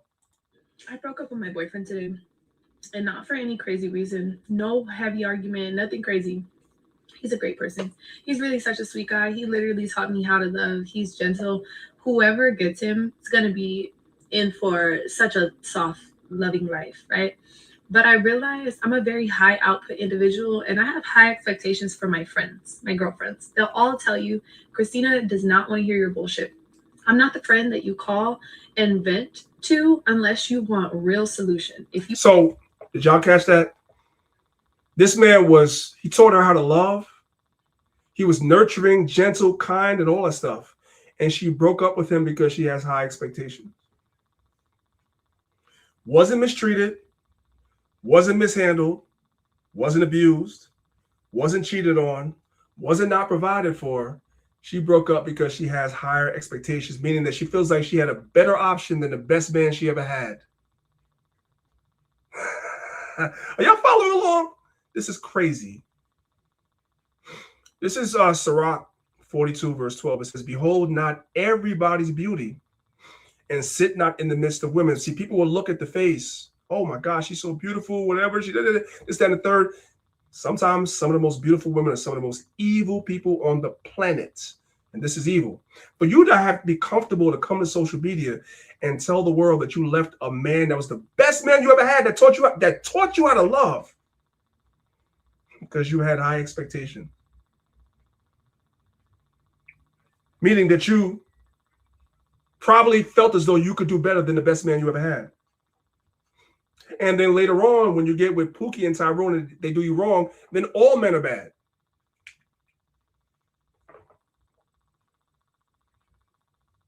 Verse 13, it says, for from garments cometh the moth, and from women wickedness. Better is the churlishness of a man, meaning it's better to be around a rude man, a man that's rude and disrespectful, than a courteous woman. She is framing this in a courteous way. Like, oh my God, the next woman that gets him is going to be so great because he's a great guy. She's saying that. The next woman that gets him she's going to have a great man. So if he's a great man, why are you giving him up? Because remember, guys, if he was a bum, if he wasn't a provider, if he was abusive, she would have told you that. But she's telling you this is a great guy. It's better to be around a man that's rude or churlish that'll tell you the truth than be around somebody that will package this as though this is something good. This is evil. It says, better is the churlishness of a man than a courteous woman. A woman, I say, will bring us shame and reproach. It's better to be around a churlish, rude dude than to be around somebody like this. You thinking that you're doing everything you're supposed to. She's telling you you're doing everything you're supposed to, and she still left you anyway. I broke up with my boyfriend today, and not for any crazy reason. No heavy argument, nothing crazy. He's a great person. He's really such a sweet guy. He literally taught me how to love. He's gentle. Whoever. I've had enough. I don't like her. You guys can go watch the video if y'all want. It's going viral on TikTok. I don't even want to hear her talk no more. You gonna say something, Zaba?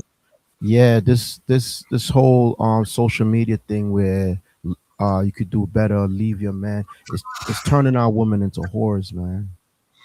It's bad because it's turning our women are giving up their men, not for for any legitimate reason, but because on a whim, like you said, by following, being covetous, trying to be like influencers like her. But nobody's talking about the downfall of that. Okay, you give up a man and you go get another man, right? And he doesn't meet your expectations. And then you're trading men like Pokemon cards, right? Then your body count is going up and up and up. Because I'm pretty sure a lot of them are they want the impulse, or they want to see what that thing do. They want to see what it's about. So they're not talking to these men just platonically. You know, they sleeping with these brothers, and it's creating a whole generation of, adulterous women. Let me say that.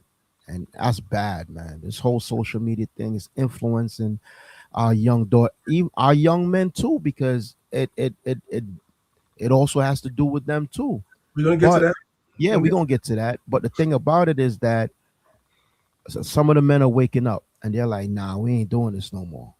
And it hurts the sisters because they're running around young doing this, and when they get older and they want to settle down, it's like dudes is like, nah, your body count is crazy, spiritually and physically. So why should I settle down with you when I could get a younger sister who has half the body count, or maybe none or less, that has less the problems? So it's like it's a vicious cycle.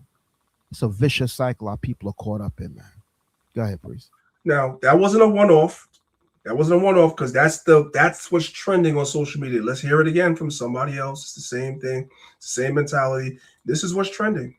Do either one of y'all, kind of circling back to the topic a little bit, do either one of y'all feel like y'all have ever had to leave a great guy? Like he was actually really a good man, but you just knew he wasn't the man for you? But this one guy in particular, he just had beautiful energy. And he was so fine, so chocolate, tall, successful, a musician. He was great, but yeah, I just didn't see it. I didn't feel like we had enough banter. I don't know, like that's so important to me. Did y'all catch that? She left the man because they didn't have enough banter. He checked every box, but they didn't have enough banter.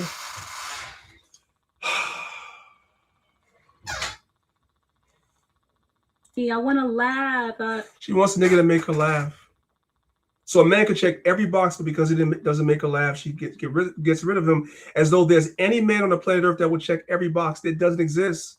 The next guy that comes along is going to be might make you laugh, but he may not have the banter. He may not be tall. He may not be chocolate. Whatever you want, you're going to be missing something because human beings are imperfect. But social media is engineering it where we're all looking for perfection. And until we find that, like Zahab said, we're trading people like Pokemon cards and the family unit is destroyed. It don't exist. So we're going to stay at the bottom because of that. This goes a lot deeper than just judging these people on their preferences right now. It's a deeper problem in our community because a lot of our community are thinking like this. It's the problem. Guess who we learned this from? Guess who we learned this from? We learned it from Becky, of course. We learned it from the devil. She was one of the first people I saw on Facebook, on TikTok, to post a video like this. A lot of the videos that y'all just saw came after. She was one of the first ones to post a video like this. Esau's having these same problems, y'all. Just know that. Just know that. So I thought I'd talk for just a minute about this divorce that I'm going through. Because I'm sure, just like I found some relatable advice through here, other people might relate to me. So I was married for 10 years. I got married young. I was 21, barely. 21 is not young. You should get married at 21. If you're going to have sex, you should get married at 21. You should marry before you carry. So guess what? 21 is the perfect age. There's nothing wrong with that. 3 days, 21.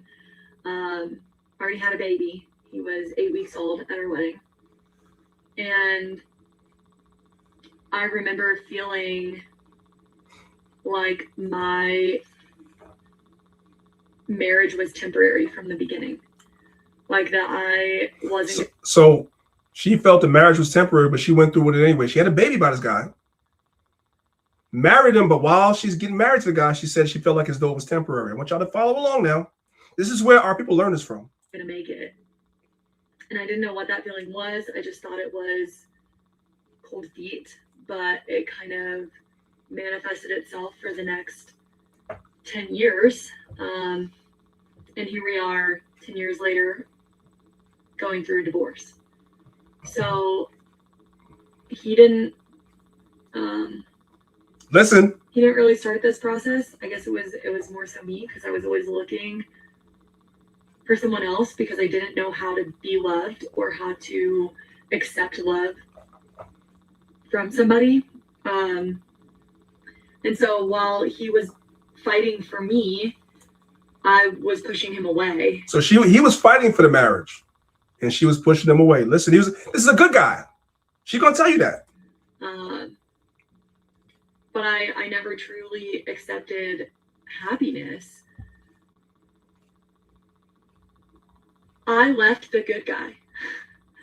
I left the guy that everybody looks at and is like, that's a dad. That's a husband. She said she left the good guy. Everybody would look at that man and say, that's a father. It's a good father. That's a good husband. And she said, nope, not good enough. And our women are following this bullshit. Happiness. I left the good guy. I left the guy that everybody looks at and is like, that's a dad. That's a husband. That's how it's supposed to be. He did the dishes. He cleaned the house. He took the kids to school. He worked all day. He made good money. He supported us.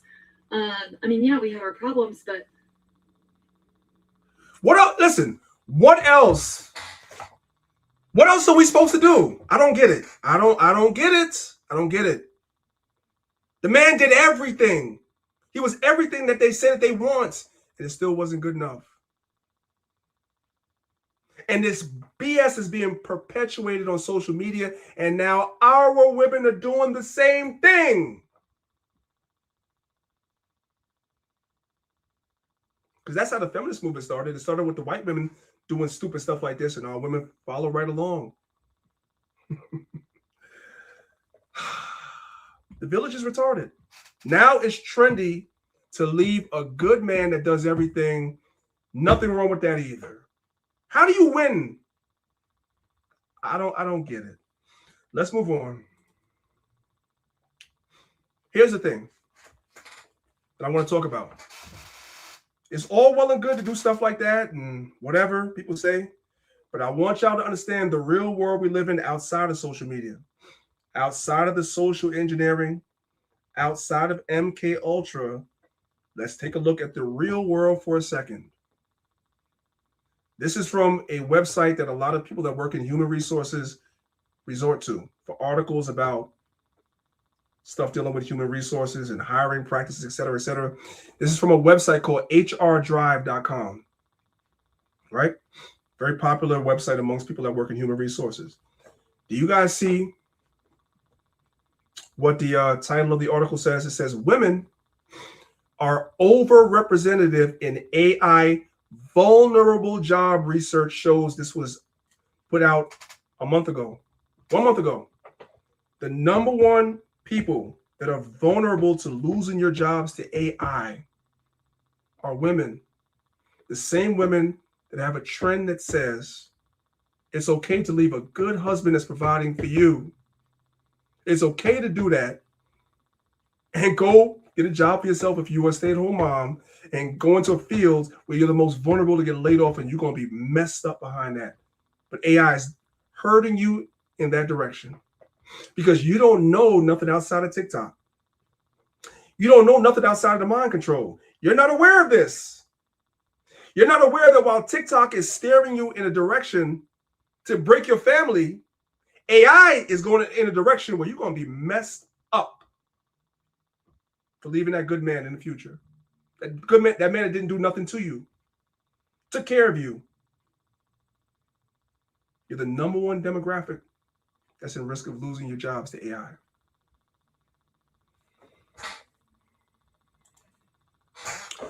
Let's jump down to, let me put an arrow here because I want to make sure that I bring emphasis to it. I did forget to do that earlier, so we build it while we fly. I wish I look at that number right there. It says, same article, women make up 47% of the total workforce. Watch this, but compromise 83% of the people employed in artificial intelligence vulnerable occupations. I just want y'all to breathe that in. The people that are most likely to be replaced by AI within the next 5 to 10 years are women in the real world. But social media is telling you it's okay to throw your good husband in the garbage because you think you could do better. Somebody help me make it make sense.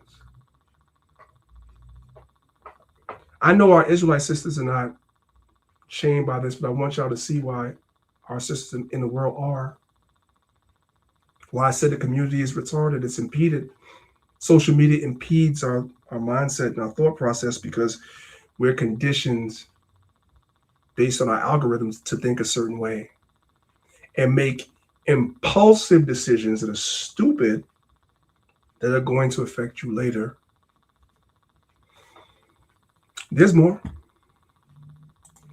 Here's yet another website called trainingcolaberry.com. This was last year, September 18th of 2025. Now we're getting specific to our people. AI's first wave of job loss hits disproportionately hard in the Black community. You guys see that? While we're being fed by the algorithm, this gender war, right? Everybody wants to be selfish and self-centered, and I don't need this and I don't need that. In the real world, AI is coming. I've showed you videos in the past about the World Economic Forum that said AI is coming for everybody's job. Who will be disproportionately affected by it first? Our community. What did y'all expect? Y'all expected it to be white people? No, it's us. Right? Let's go to this particular portion of the article right here. Black workers in customer service, disproportionate representation. Let's come right here. What is that highlighted portion right there? It says Black women. In particular, are heavily represented in customer-facing service occupations. Y'all dominate that field. Given that around 2/3 of customer service workers are females. So a lot of our people that are in these customer service jobs, you know what I'm saying, when you're answering phone calls, you're in a call center, you work for AAA, you work for your credit card company, your local cable company, your local cell phone company, whatever you're in, your AI is coming for your jobs. First, they were shipping a lot of those jobs overseas to the Philippines and places like that, but now AI is taking those jobs. And there are no jobs that are being created to replace those jobs. So within the next 5 to 10 years, you're going to see a very, very high rate of our women that are going to be almost unemployable in an AI age. They don't have any degrees. They didn't go to school for nothing. And AI is doing a lot of the jobs that they've been normalized to use. And a lot of our systems are going to be messed up. I told y'all today's class is serious. I'm not just going to have a real conversation. And while this is happening, on the flip side, you're being herded in that direction to break your family through social media because it's trendy.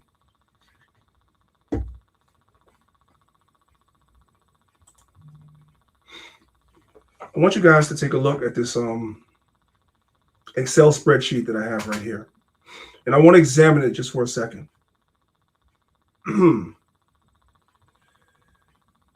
So you guys see right here at the top, these are the top career paths and degrees that a lot of our women go for in college, right? You guys see that? So what I did was I correlated it to a point where, what are the top degrees? What is the average salary that you can make? And just understand, this is not entry-level salary. This is you working in these fields for years to get to these median salaries.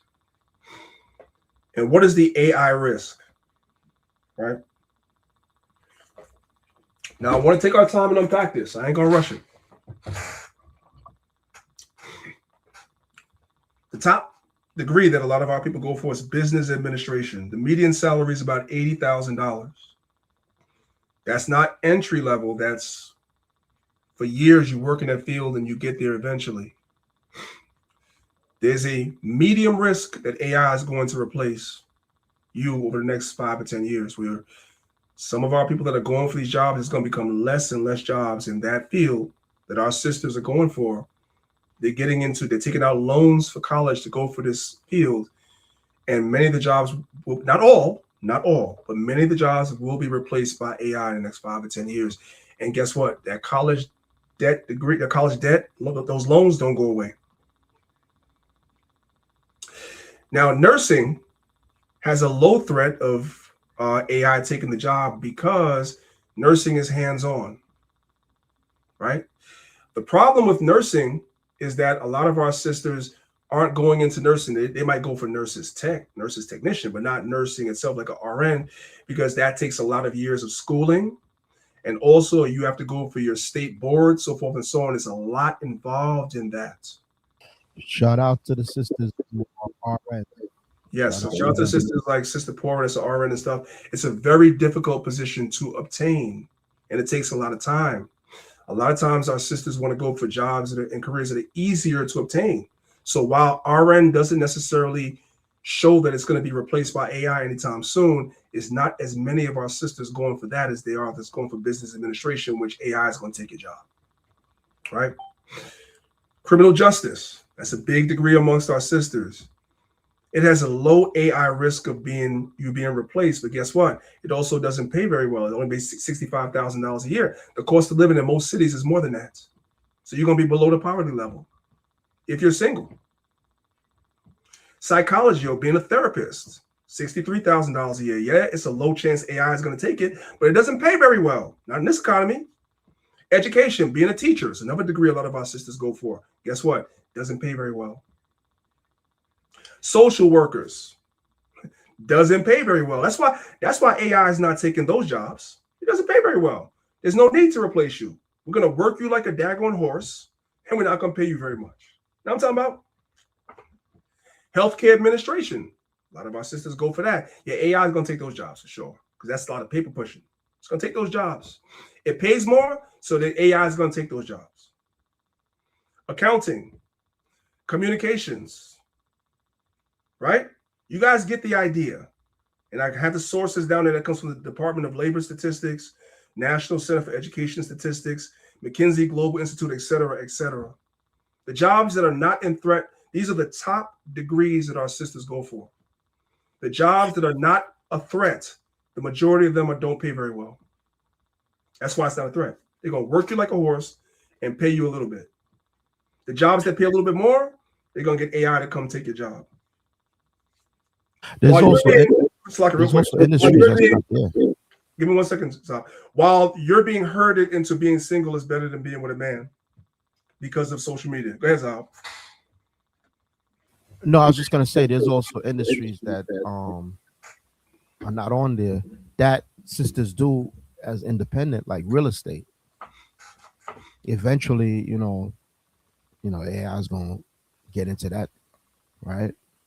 There's also sales, right? And remember a couple of slides ago, the sister, she was boasting she's an entrepreneur and this, that, the third. That's good, but a lot of small businesses are hurting right now. So, we all got to level up, but a lot of those businesses are over represented by our sisters. It's a lot of sisters in real estate. Yep. And it's not enough money to go around. It's not enough money to go around though.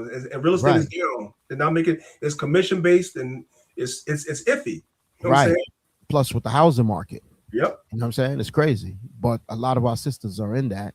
And like business admin and stuff like that. Like you said, sales is another one. I'm in sales, right? And there are sisters in sales. So that's also up on the chopping block. Yep. So we just gotta be we just gotta read the tea leaves, so to speak, or read the times, right? See what's coming and see how it applies to you personally. I do want to say though, there's been a myth, well, not a myth, but what's the word? Like it's like when you go, a lot of brothers say this. I don't know how true it is. I see it on some levels, but it must be something where there's smoke, there's fire, right? A lot of brothers are saying sisters who get into a lot of these corporate jobs, business admins, things like that, they kind of flip and change and they act like they ish don't stink. You ever heard of that, Priest? Yeah, I've seen like studies and I've seen videos where people interview people on the street and they say they would rather have a male boss than a female boss. I've seen that. Right. So you got to throw that into the mix also. If AI is gonna take a lot of those jobs, it would behoove the sisters to and I'm not talking about Israelite sisters because we know the family unit is number one with us, right? But for the sisters out there, the only way they're gonna survive this, right, is if you come together under a family structure with the man at the head, and you know what I mean. The sister got to submit, but a lot of our sisters, they're not in that spirit, they're not in that zone. So as a result, if AI takes their job, what's gonna happen? You know what I'm saying? I hate to say this, but it's only so much OnlyFans could work. You know what I'm saying, Priest? Yeah. And remember the creative OnlyFans was he died a couple of months ago. So Right. even that business model right now is in question. He died Exactly. It's gonna get real ugly out here. Mm-hmm. Go ahead, Priest. So if you're somebody, and I'm not talking about my Israelite sisters, but if you're a woman that wants to just remain by yourself and everything, and you're thinking about going to school, get a degree in STEM, science, technology, engineering, and math. Anything dealing with science, technology, engineering, and math. You guys can see information technology is one of the higher paying jobs on this, and it has a low chance of AI taking your job. If you're gonna go to school for something that AI does not take. So if you have children that maybe are going to be college age over the next couple of years, research what it is that they want to go to school for, what they're going to get their degree in, and make sure it's something that's AI proof to a degree. If you get what I'm saying, that their jobs are safe. There's their career path will have openings, so forth and so on, because AI is coming for as many jobs as it can. I need for y'all to understand that. Let's move on though. There's another graph for us to look at right here. Now, okay, I can't. Apparently, I failed English class. I can't spell. Hey, Priest, while you're fixing that, I just want to say something. Also, government jobs like post office and things of that nature, they're scaling back on those. You know what I mean? If you're in it, good, all praises, because a lot of them, they do have pensions and whatnot, and good retirement benefits. But that doesn't mean that the government is immune to AI. So don't think that, oh, I got a government job, I work at the post office, I'm set. No. Nothing is set in this society. So just be mindful of that also. All right. So I created another Excel spreadsheet based on data I was looking into. These are the top 10 cities in America based on the population of so-called Black people in these cities, right? The next thing here has the average cost of living in each city. And then the next thing has the average income of a single in the city. So, for instance, New York, the annual cost of living approximately is about $78,000 a year to live here, and that's really living a little bit below the poverty level. It's not even living middle class; it's like living below the poverty level, right? About $78,000. Yet the average person in New York only makes $52,000, so you're living below. You're poor. You can't make ends meet as an individual. And this is based on the Department of Labor statistics, what people get paid. People in New York make less money than the average cost of living just to be survived. The same is true of Chicago. About $50,000. The average person makes $47,000. They're under the poverty level. Houston, $42,000. Now, these people are $8,000 below the poverty level, but that is only excluding unexpected bills or something happening that we have to pay. You have about right here, $8,000 more that you make than the actual cost of living, but that doesn't exclude what if an emergency happens, right? Something goes wrong with your car, you live in a house, something goes wrong with your house, you have to spend thousands of dollars. It doesn't take into account that. So you have very little disposable income. Philadelphia, $46,000. The average person makes $45,000. Georgia, $48,000. The average person makes $54,000. So you have about $6,000 of disposable income outside of your cost of living for the whole year. That's nothing. That's not including when your tires go down. You got to change your muffler in your car. You got to change your brakes. You got to change your rotors. You got to do. It's not considering any of that. Any of that. You know what I'm talking about? It's crazy. So our people are being herded into this idea of being single is being empowered. The family unit is not important anymore. And then when you think like that, because you're herded that way through social media, you can't survive. It's crazy. Let's move on. Now we're going for a third hour today. We're going to go for a third hour. Or maybe y'all don't want to go for a third hour. I don't know. Let me go. Tell me in the chat. Y'all want to continue? If y'all want to continue, put one in the chat, man. I don't know. I might be boring y'all. I want to make sure y'all are still with me. So let me come and check the comments. Y'all want me to continue? Y'all put one in the chat because I feel as though Sister Shemaim is on board. So maybe I don't know. I don't know what's happening over here. So let me just see what y'all saw. It says cost of living is $45,000 in Dallas. Shoot. I don't know, man. Might have to relocate. Mm-hmm. Okay, now you say I want to continue. I just want to make sure. Last thing I want to do is bore y'all with this information. I'm trying to help you. All right, so I think our sisters they got the idea. Please, and you might want to share this with women in the world, co-workers, etc. Explain it in your own words. You don't have to share the video if you don't want to.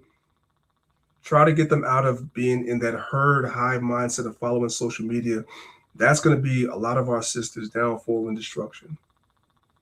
All right, let's continue. We as so-called Blacks, Hispanics, and Native Americans, we glorify the wrong things. To us, the highest accolades we could get is quote unquote hood fame. If you're famous in the hood, you think that you made it, right?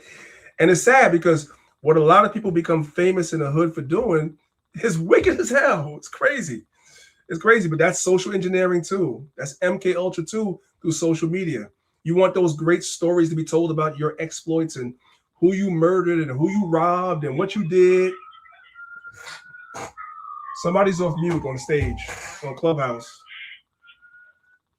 Yeah.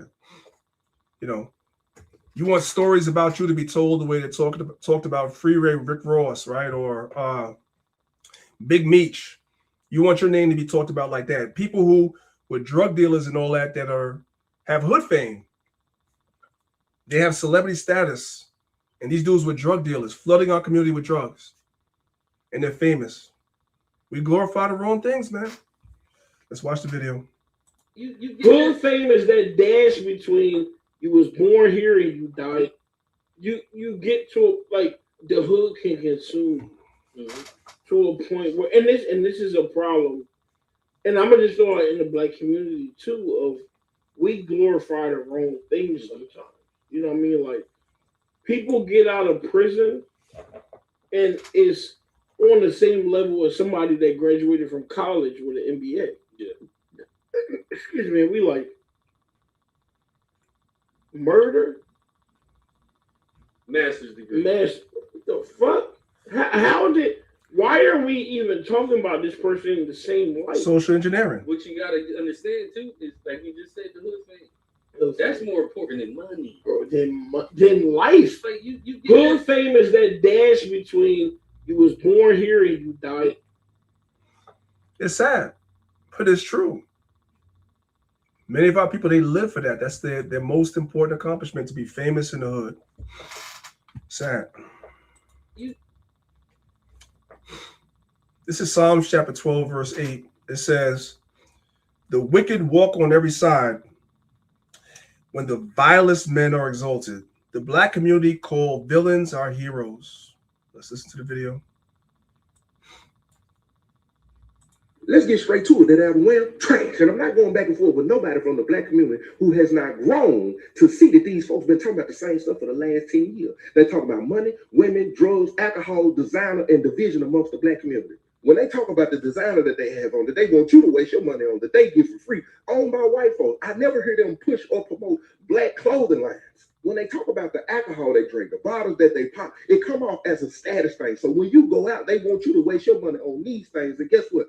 Also owned by white people. When they talking about the drugs and the division amongst the Black community, ain't no way you can turn around and fix your mouth and say you want to be treated equally, because we know that the FBI put the drugs in the Black community. We also know that Willie Lynch wrote the letters that he said 200 years later we will continue to be what? Divided. And then when you talk about the woman, we know you're talking about the Black woman. It's always like we can't trust them. We never hear you promote or push marriage, which is connected to generational wealth. Anytime you're talking about women, it's always got to be connected to a lack of self-control and how we don't need them.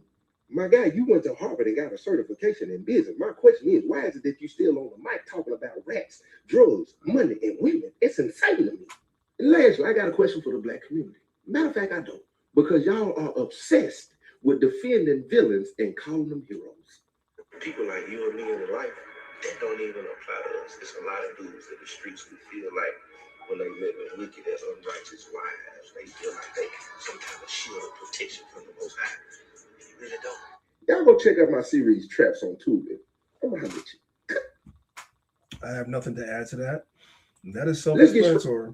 All right. Warning, another trigger alert. You know, we're gonna be, like I said, we speaking truth today. Speaking truth to power. So somebody might be triggered, you'll be okay. This is Proverbs chapter 7,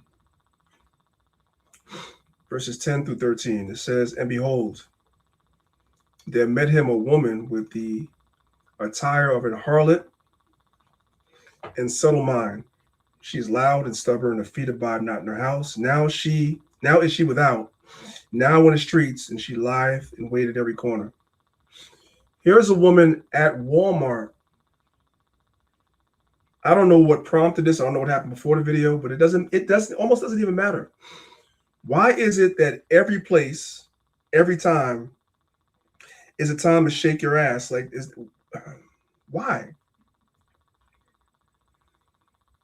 And then when these palm-colored people have stereotypes about our people, we get upset. But then on the flip side, we go to Walmart. Have you guys ever seen a white woman do something? Let's watch the video, man. Like, we do some of the stuff to ourselves. It's self-inflicted. Let's keep it real. In Walmart. Why? No, they don't give it.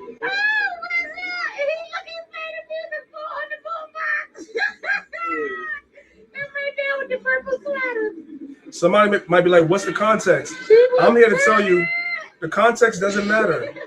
The context doesn't matter. I don't care. There could be no context that tells me why you're twerking in the middle of Walmart. For what?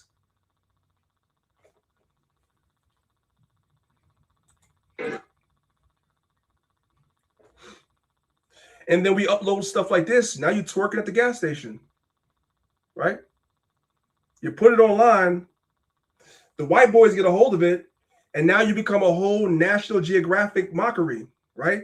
Now they're talking about you the way they talk about the damn lions in the Serengeti on National Geographics. Now they're doing this to us because you thought it was good to put this online. The community's retarded. What village is going to raise our children to be better when this is what we're doing? Here, in the fluorescent savannah of the roadside gas station, we observe a rare spectacle, the dancing tweaker. This is mockery. Drawn by the hum of refrigeration and the promise of snacks, she begins her ritual. Notice the rhythmic twerking, an instinctive display powered by caffeine, chaos, and a bass line only she can hear. Nearby patrons avert their gaze, a classic defense mechanism, yet she persists, fearless.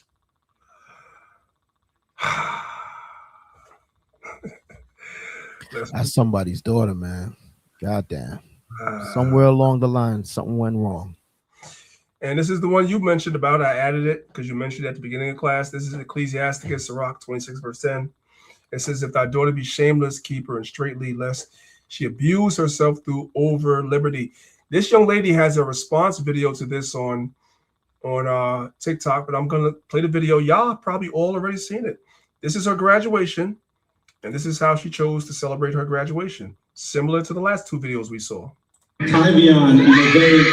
Tibia Campbell, an 18-year-old high school graduate from Chicago, had her diploma withheld during graduation after she started twerking on stage. So we saw it in Walmart. We saw it at the gas station. We see it on the graduation stage. We just see it everywhere. Why is that? It's because the way that these women are being conditioned through social media and popular entertainment, that's what you're supposed to do to celebrate. The first thing you do is start twerking. That's the problem.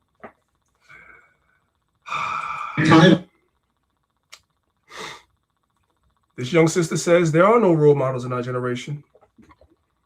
This is Job 8 verse 8. It says, inquire, I pray thee, of the former age, and prepare thyself to the search of thy fathers. We're supposed to look back in history, learn from history, apply what's good, and get rid of what's bad.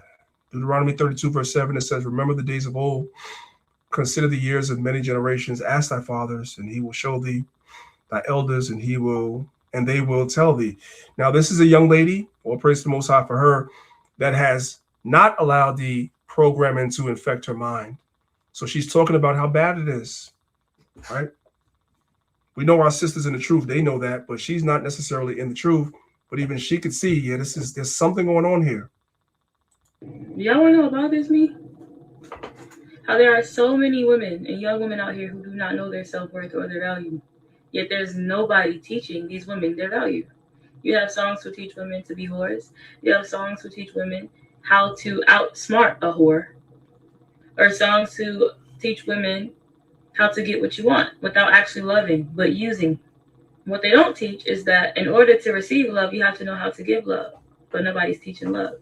In order to receive respect, you have to give respect, but they don't teach respect. I guess that's what I'm here for. But I was just thinking, I was doing my makeup today, and it bothered me because I'm like, there's nobody trying to steer them in the right direction. The same celebrities who are teaching y'all to be whores and teaching y'all to do dirt on these men are women who want to get married themselves, and are women who are miserable, and are women who want to heal, and they probably go to therapy, but they won't tell you that part.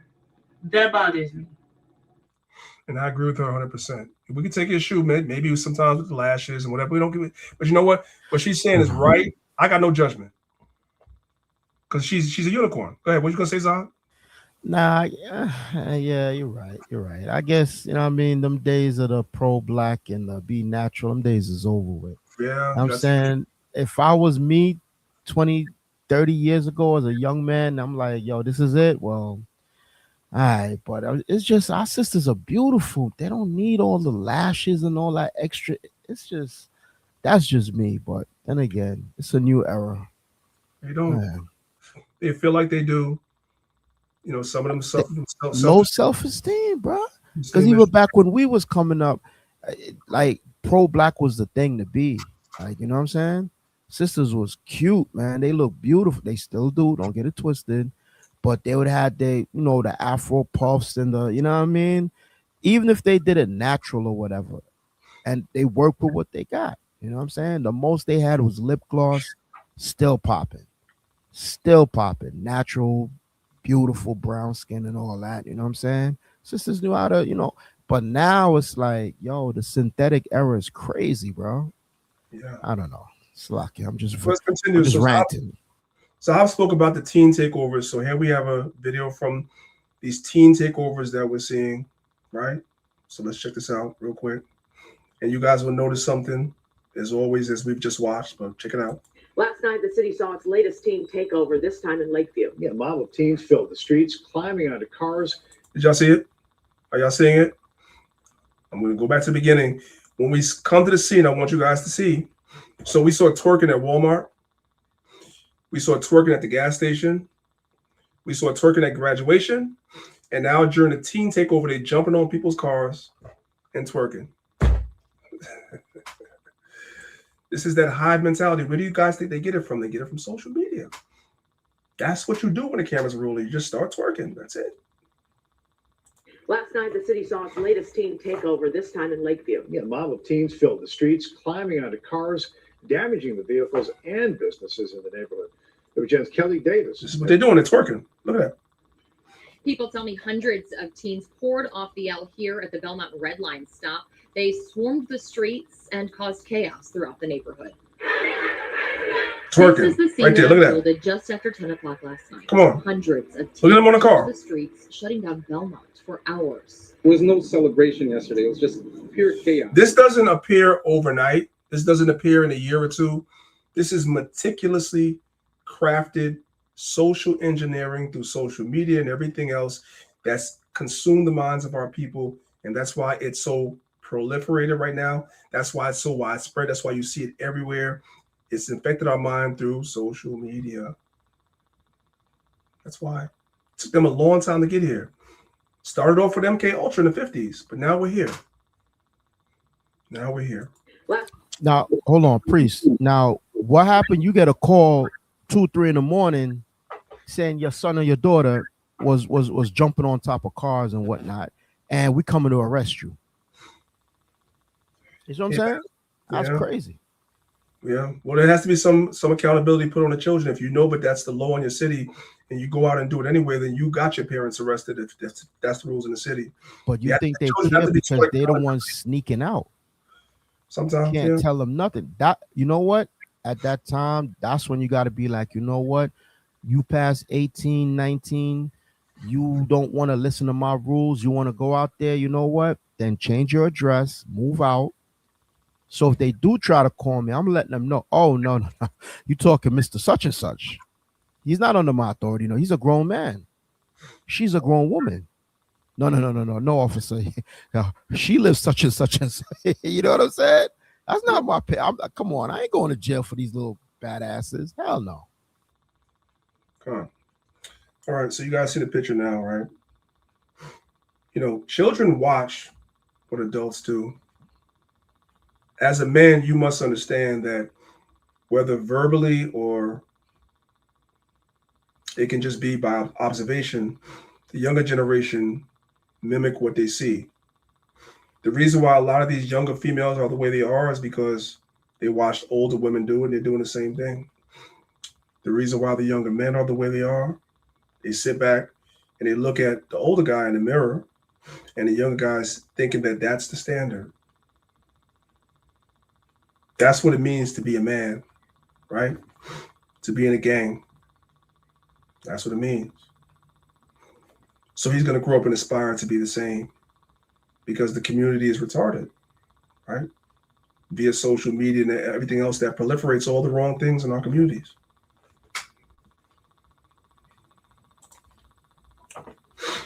Can somebody tell me how old this nigga is? Somebody help me out. This is an old ass nigga online with all this tough gangster talk. Got gray hair and everything. We wonder where the young people get it from. They get it from these older niggas. This is ridiculous. Everybody could come right here. UPS gang. Rest in peace. Big Cash, my homie, and Beatbox. Nigga, I'm living your game, Road Dog, nigga. I'm telling you. Come in if you want to. I'm telling you. I'm taking niggas down. Believe it or not. That's somebody's grandfather. That's all I want. You come past that line, you're going down. Like he say, why he say chin checker? I'm gonna hit you in the stomach and your chin at the same time. Chin checker, nigga. I'm gonna chin check your bitch. He said he gonna chin check you. Give me 5 feet. Look how flexible I am, blood. You think I can't kick, blood? Get up under there. Why I get up under there? You talking to me slow? I don't like the kick. That was slow. No regular shit. Look at shit, you know. That's the example that they have to look up to. An old gray-headed nigga that's still banging his set. Right? So if you want to know why the community is in the condition it's in, it's because of the older niggas like that. That's why. Everybody. And so when you have old niggas like that, you have the younger people like that. Where this particular guy, he went viral for talking about murdering somebody. You know what I'm talking about? This is what's the algorithm. You do realize to go viral, the algorithm must suggest you. It's not these videos are not being suggested to white folks. It's not being suggested to Chinese folks. These videos are being suggested to our children. And so this becomes normal.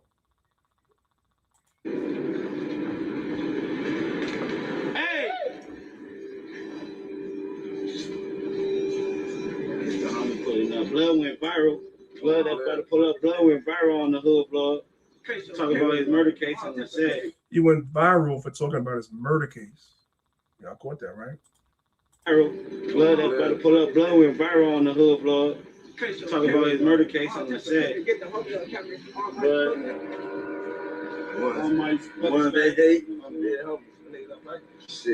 This is what goes viral. I'm about to do a video promo in a minute, but we just talking about little shit. You feel me?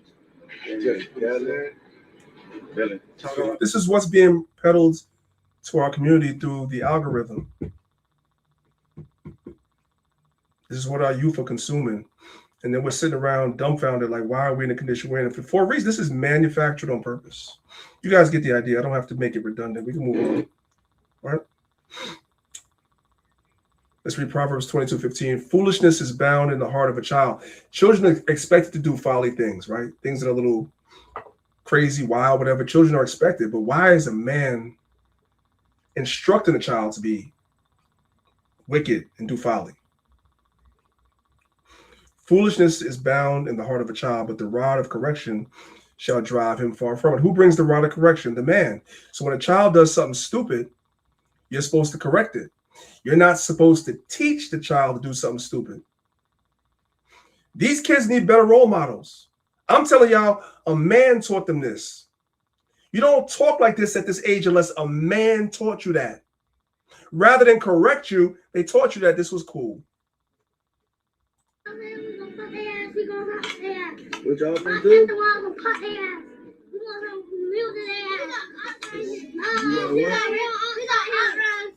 Y'all got lost. Come on, man.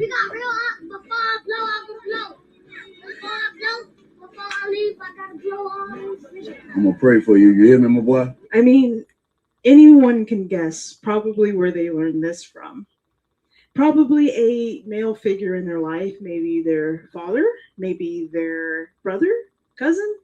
I don't know. Somebody around them is doing this stuff and they are learning from it. And this is so sad to see. I can't even understand what they're saying half the time. They're waving these toys around like they're the real deal. And you can see the path that they're going on. And it's really sad. We need better role models for these kids. These kids need to be taught basic life skills. You know what's so funny? This is just my mother was really strict on this. And as a child, I was mad about it. But I was never allowed to have toy guns when I was a child. She was very strict on that. And I couldn't understand it back then. I couldn't understand it. My mother was very strict about that. No toy guns at all. Okay. I buy any other toy, yes, but a toy gun, no. She didn't even want that thought to be planted in my mind whatsoever. My house was opposite. I had so many goddamn guns all around. My father was a cop. And guess who went to jail for guns? We don't know. We don't know. They don't know. They don't know that side of Zahab, right? There's no Israelite Zahab. They don't know that side. So we leave that for when you want to do a class, man, and you tell your story, bro. We don't leave that. But that's powerful though. Shout out to your moms because your mom saw the future, man. So yeah, it is what it is, man. Yeah, she's very strict about that. And I, as a child, I hated it because I wanted to have toy guns and little dart guns and stuff like everybody else had. And she ran a strict no toy gun policy at all. But you know what? Them kids could have seen the way they talk from music videos too, man. It could have. Those are still male figures influencing them. That's true. Con. And then who's the fella? The reason why she said what she said, like, who's filming them? It's a grown-ass man filming them doing this. And he thinks it's cute. He thought it was so cute, he put it online. That's right, Sister Tahara. No guns. This is Proverbs 13, verse 24. It says, he that spareth his rod hateth his son. If you don't correct your son, you hate him. But he that loveth him chasteneth him betimes. So I'll play this video for you. There's a rapper by the name of Pooh Shiesty. Some of y'all younger people know who he is. I'm not a fan of his. I don't really know his music, but in doing research for this class, I came across him. Come to find out, his mother is bragging that she raised her son to be a gangster. And watch this. On his very first stick up or whatever it was, you know who his Cody was? His father. I'm gonna say it again. His mother brags about raising him the way he is. And his father did crimes with him. His father spared the rod and did crimes with him. Listen. After hearing Pooh Shiesty's mom talk, I think we need to have an honest conversation about dumb niggas in the community, right? Because, his mom is saying she raised King Slime, and the dad went on the hit with him. These niggas are actually rotundo, right? Like, I think we have to accept that some people have just generationally been fucked. Because no wonder Pooh Shiesty acts this way. Because look at his mom. His dad went on the hit with him. And I don't know what this is, but I think we're going to start only seeing shit like this get worse, right? Because it's the blind leading the deaf and the stupid leading them both. And sometimes people say, it takes a village. Well, I think we have to be honest with the fact that a lot of the villages are stupid. Like, what do you mean Pooh Shiesty's mom came on the internet saying she raised King Slime? Meanwhile, he's on probation, just got out of federal prison, put a drape to a nigga and made him sign him out of a contract like his death row record. Like, he took a vacation from jail and his mom is saying she raised King Slime. I don't think he had a chance to be a functioning member of society, bro. Old boy never had a chance. Not with parents like that. He never had a chance. And a lot of people don't. That's why the community is gone. It can't take a village anymore because the village is stupid, like he said. Sorry to say, but it's true. Ushai's mother is an example of why some women do not need to have children. Because they really produce kids that become the product of their environment. Because what do you mean your son is the king of slime? So in other words, instead of talking your son off the ledge, you brag about the crimes that he commit. Because in your bird brain mind, you think that your son is the slimiest. And not knowing that he's not guaranteed to make it home every time he get locked up. He's not even guaranteed to make it back to prison by robbing niggas. He got lucky both times. And instead of talking yourself the ledge, you're bragging about the shit that he's doing. And then his father is participating. Yeah, he didn't stand a chance. He never stood a chance. He is literally a product of his environment. Clearly. And that's the worst. That's when the community needs to help raise a child. That's when really that whole idea of it takes a village comes in. When you're a two-time loser, your mom's ain't SHI and your daddy ain't SHI. Used to be that somebody in the community would take you under their wing and they try to steer you right. But we don't even have that no more. We don't even have that no more. And that's being socialized through all these modern technologies that we have. All right.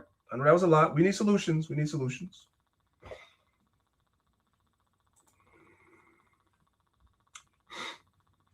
Let's listen to what the brother has to say. Listen to this. Too many people think they're doing everything alone. And that's a problem. When you realize that all the women, they say that they're good women, and all the men say they're good men. But here's the dilemma. We got to learn how to village our communities. Especially in a case like Pooh Shiesty, we have to learn to village our communities when the mother and father are not good. There needs to be more protections. That's why all this social media stuff exists, because they want to erode our community to the point where there's no protection. If the mother and father are no good, outside the house, there's no protection either. This is what they want. Fill up the jail cells, make money, you know what I'm saying, so forth and so on, you name it. There's money on every end of our dysfunction is money for them. The problem is we tend to make people believe that they have to do everything alone. See, I'm a father, but I also understand that it takes a village in order to make the village even better. If your village is weak or the heads of your village is weak, what will become of the village? But a lot of times we don't see that. We need to nurture each other and help each other up. See, sometimes when you look at the women who are not being good mothers, sometimes we have to be the examples for the children who don't have good mothers, and also for the fathers. So for the fathers that think they're good fathers, they need to realize that it's not about just what you do for your children. It's what you do for your village. And that's the idea. As a man, we're going to get into that in the next portion, in the next class, not today. As a man, especially if you're a good man, a responsible man, your responsibility is to the village, not just your immediate household. The immediate household is where it starts. But your responsibility is to the village. And I know most times when you go and try to save the village, they're not trying to listen to you. That's what the prophets were. That's what the watchmen were. They were bigger than just their household. They were watching over the village, trying to make the village better. And most times it's going to fall on deaf ears, but you don't give up. You still try. That's the man's burden. When we look back, we must understand and identify that we have to give the children something positive to look at. You can't tell that young man or that young woman what a man or a woman is if you're not giving a good example of it. Well, we have a problem there too then, don't we? Don't we have a problem right there? As a man, you have to give children something good to look at. Are we achieving that in the Israelite community right now? No. No, we're not. No, we're not. So the village is stupid. Whether they know the Israelites or not, the village is stupid.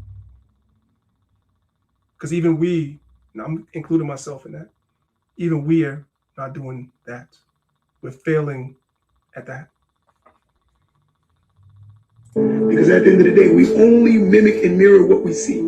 So understand that you are a product of what you learn, what you see, and what you've gone through. And that's the harsh reality. So again, keep in mind, it takes a village. And if your village is weak, so will the outcome of what's produced in the village. Sadly, Look what we have. our village is weak. Our village is weak, and that's why it looks how it looks, whether you call yourself in the truth or out. And that's the sad reality. The sad reality. Let's continue. Black people in America, number one, need to realize that we have no allies. Number two, we need to. Now I want to go back. This is a very important video. And I want you guys to harken back, for those of y'all that have been here the whole time, to earlier in the class when we spoke about how the FBI wants to keep us divided. And keeping us divided is the reason behind these statistics that this brother is going to show. Keeping the black man and the black woman apart and separate, feel like we don't need each other, is why these statistics are what they are and what they're going to be if we don't do better. Pay attention. Black people in America, number one, need to realize that we have no allies. Number two, we need to collectively build our own. Watch this. In 2053, Black median wealth will be a zero. That's what was published in a study by the Institute for Policy Studies in 2017. Zero. Not low, not shrinking, zero. And while our wealth is on a path to zero, white median wealth is projected to climb by 137,000 that same year. And let that sink in. We go to zero and they go up. That's not by accident. That's a plan. And this administration is doing everything in its power to make sure that happens on schedule. Now let's talk about it, because on January 20th, 2025, the first day back in office, they signed an executive order and wiped out every federal DEI program in existence. They stripped contracts from minority-owned businesses overnight, and corporate America followed right behind them. Amazon, Meta, Ford, Walmart, Google, Salesforce, Target. Over 100 companies rolled back their DEI commitments within months. And then they went after the SBA 8A program, and they suspended over 1,000 active firms in January alone. Now here's the number I need you to sit with, because Black-owned businesses already receive only 1.2% of federal contracts. Meanwhile, white-owned businesses dominate the remaining 98.8% of the contract pipeline. Here's what they keep underestimating. We have $2.1 trillion in spending power, and yet less than 2% of spending goes to Black-owned businesses. But I want you to hear this, because it's not because we don't want to support Black-owned businesses. It's because there are not enough Black businesses to support. Our community is hungry. We're ready to spend with our people. We're ready to invest in our own people. So the answer is not just to buy Black. The answer is to build Black. We need more Black businesses, more Black restaurants, more Black banks, more Black insurance agencies, more Black real estate firms, more Black tech companies. So let's stop right there. Everybody paying attention to what's been happening over the last week or so. You had the Chinese guy that shot the Black dude that came into the store, and he has incidents of shooting at Black people like 2 times before this. And they're calling for a boycott of Chinese stores. You know, the main people that support these stores is us, right? And the Chinese people are like, we dare you to boycott us. We'll leave the community. Well, that's exactly what we want. Because when we had our own, during the time of Black Wall Street, Seneca Village, so forth and so on, Rosewood, Florida, we were forced to buy from our own. We were forced to open businesses in our own community because these other communities were not there. That's exactly what we want. Don't get it twisted. Listen. More Black manufacturers. We need to fill the gaps our community is desperately waiting for someone to fill. We've been here before. They told us we couldn't read, so we taught each other in secret. They told us we couldn't own land, so we pulled our resources and bought it anyway. They passed us over for every promotion we earned. They paid us a fraction of what we were worth. They stole our inventions and put white names on them. Lewis Latimer invented the carbon filament that made the light bulb actually work.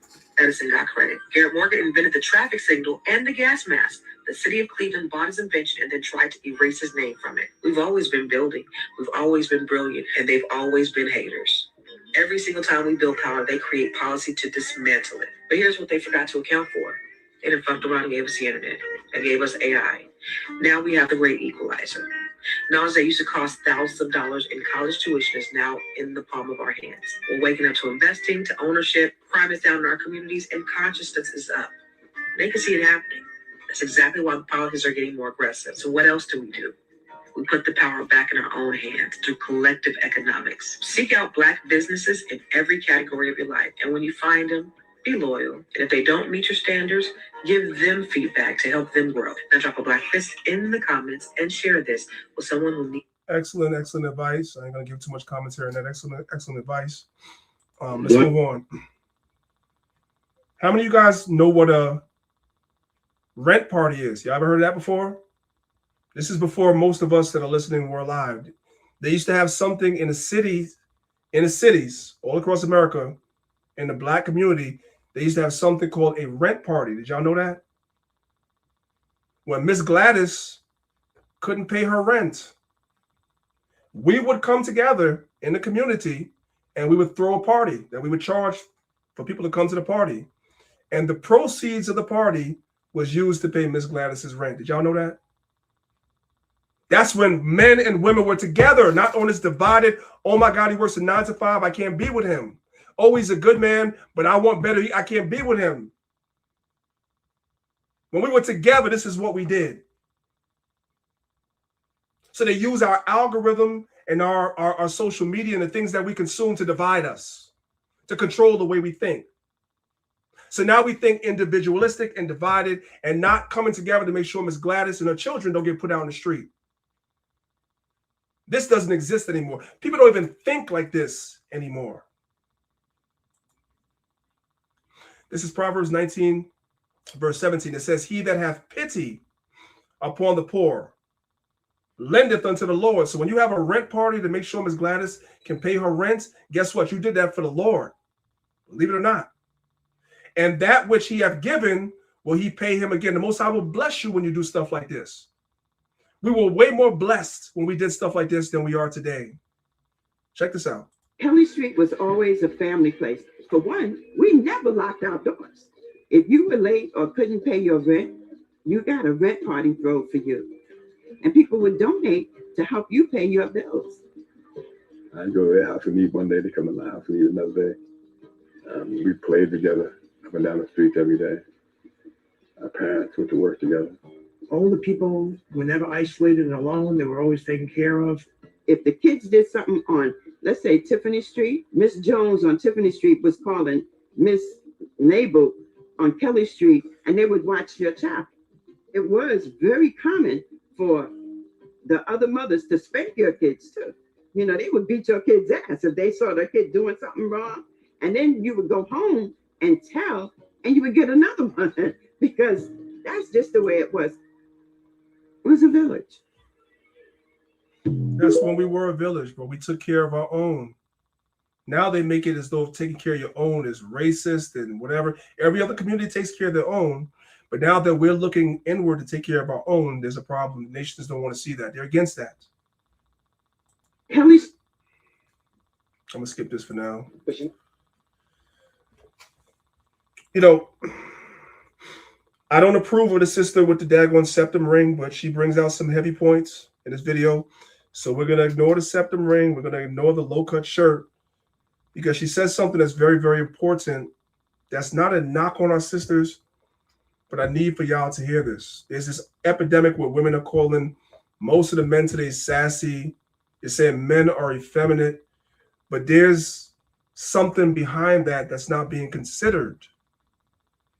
Listen. So what I'm saying is men need better role models. When a young boy is growing up with his mother only, again, just opinion, I'm just a little girl on a show. Mm-hmm. When you're a little boy growing up with your mommy, right? Mm-hmm. You only see mommy, and to you, mommy is your everything. Mommy provides for you, she takes care of you. You're a person. But truthfully, mommy is not a role model for you because she doesn't look like you. Mm-hmm. When you go to school, you have 10 teachers, 9 of them are women. When you go to school, so your mommy is your role model. You go to school, you got 10 teachers, 9 of them are women. So most of your role models are women, and y'all wondering why the boys are feminine. What do you think? They have no male role models. What do you think? They look just like your mommy.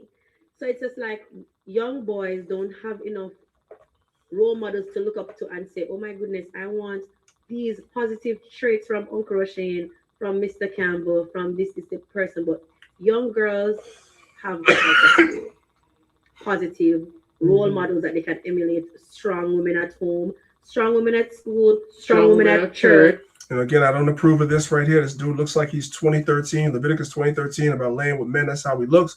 But I can't deny what they're saying. And that's why I have this image here. This is great. And it's not to knock any sister that accomplishes things and stuff like that. But you have to be self-aware enough to understand a boy needs male role models. It's not taken away from what you do, what you contribute, but the Bible created men and women as a balance for a reason. All children, boys and girls, need both. There are studies that show that when both are involved, even if they're not under the same roof, those children perform better. That's just what it is. It's not a knock on you. Sometimes people take it personal. It's not personal. I've told you guys this story before. After my father passed away, I was with my mother, and I used to play sports. And I remember the feeling I felt when I used to go play sports, and everybody else's father was at the game, and my father was not because he passed away. And it wasn't a knock on my mother. It's just how I felt. But I also understood I could never tell her that. She died not knowing that. I could never tell her that because I didn't want to hurt her feelings. But it's how I felt. I'm just keeping it real with y'all. It's how I felt. So, Sirach 4, verse 10, it says, be as a father unto the fatherless, and instead of a husband unto the mother. You don't have to be a father figure to a child only if you can sleep with the mother. That's wrong. That's wrong. A lot of men have that mentality. Points I want to make. Sure. All of us are black men in a single mother home. Yes. Even though our biological father may not be there, the men in the community should be filling in. I agree. One of the reasons why black boys do not look to being husbands and fathers in the way that we should is because the black men who were left after my father went to prison didn't step up and help my mother. He didn't have to marry my mother, but he didn't assume the father role. That's the point. He didn't have to marry the mom. You don't have to sleep with her to understand and see the void that's there and know what's needed for children. If you truly are a man, especially if you're a father, you know what's needed. If you're a leader, you know what's needed. What's understood doesn't need to be said. There's too many men that's only willing to be a father figure, a role model to children if you can sleep with the mother. And if you can't, then to hell with her and her children. That's wrong.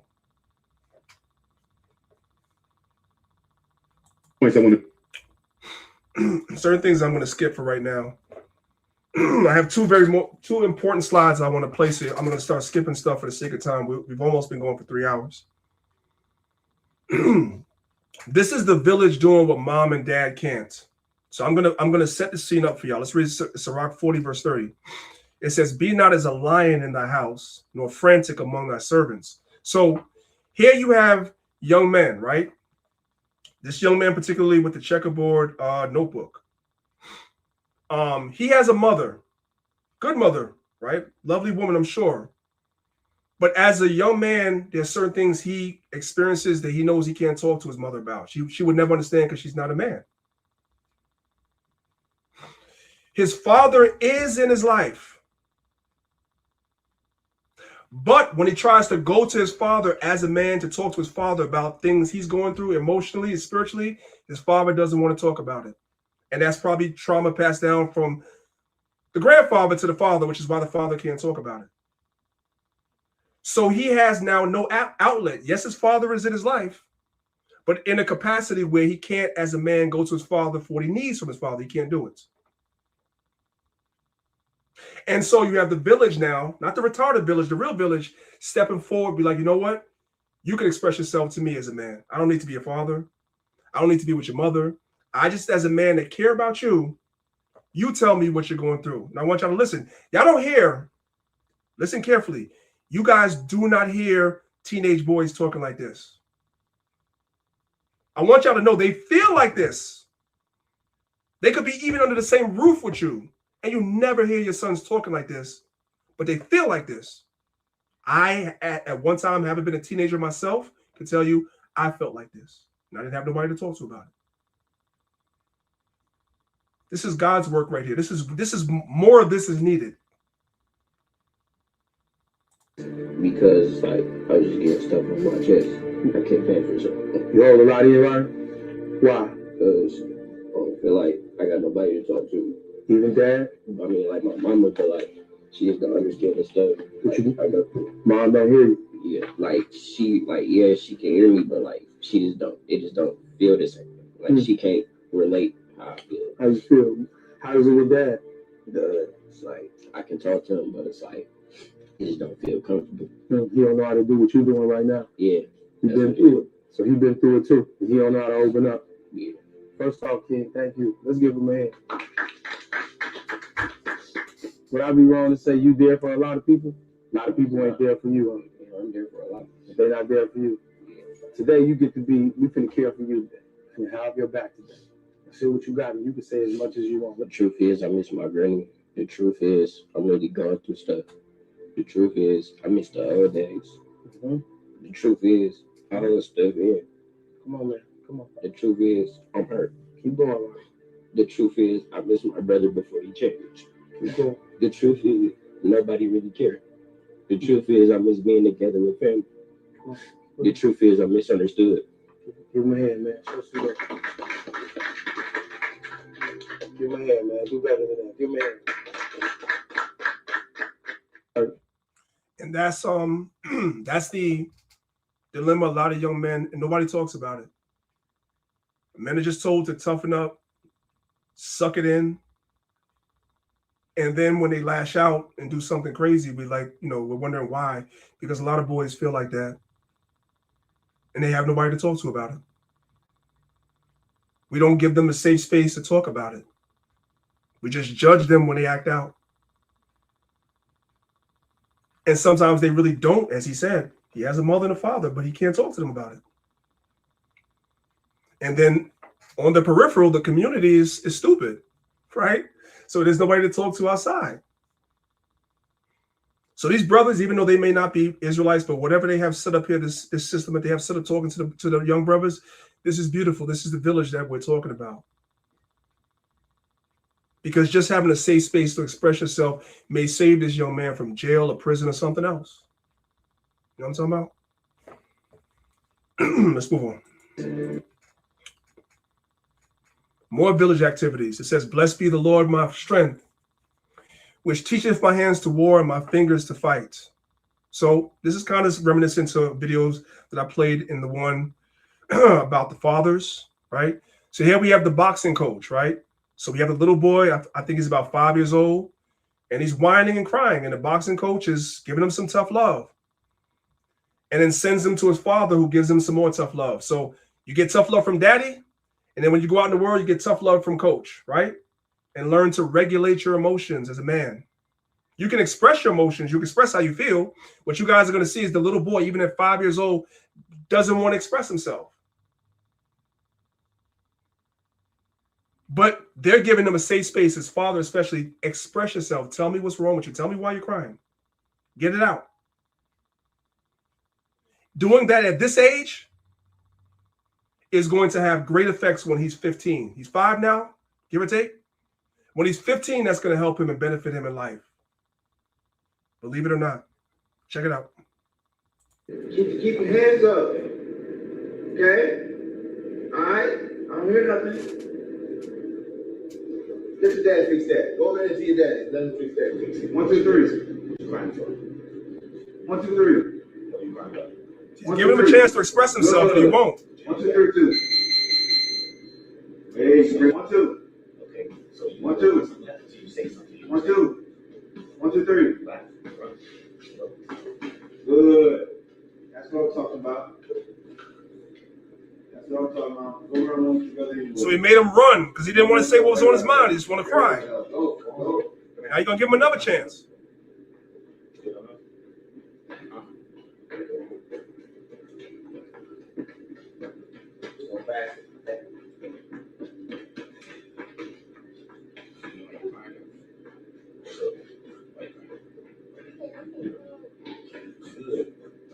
Why do you do that?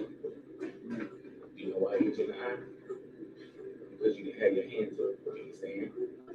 1, 2, 3. He's trying to teach you why your hands need to be up. So the next time, if he hits you with the phone, he'll hit you in the eye because your hands be up. You understand? Good. 1, 2, 3. Put your hands up. I ain't trying to fake it. Put your hand back up. Your hand is better block that shot. You understand? That's why you got hit in the eye. What you gonna do with his hand? Say something. What you gonna do with his hand? You gonna put it up now, right? So that way you don't get hit in the eye. You understand? That's why you got hit in the eye. He wants you to learn to put your hand up so you can protect yourself. You was crying, right? Show me your man. Here you go. Put your hands up. Hand up. Hand up. Boom. There you go. All right, now I want you to block a shot. I'm gonna try to hit you, okay? You ready? Boom. All right, now throw a punch. Throw a punch. Throw a punch. Boom. Boom. Good job. Hand up. Boom. There you go. Throw a punch. Boom. Boom. There you go. Hand up. Boom. Throw a punch. Boom. Boom. There you go. Boom. Boom. Boom. There you go. Boom. There you go. Boom. Boom. There you go.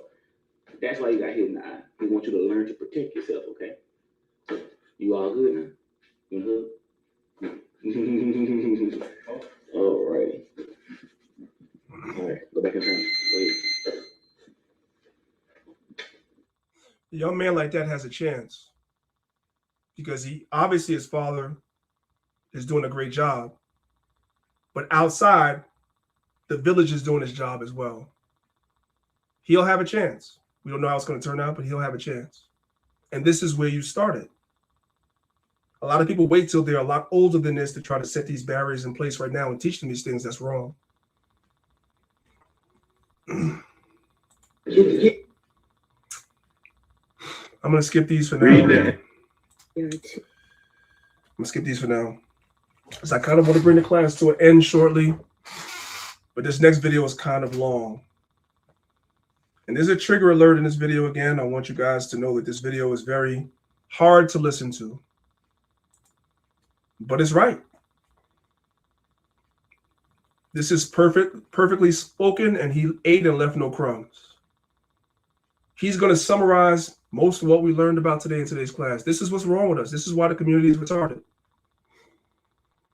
And until we have these conversations about everything that's going on, it won't get better.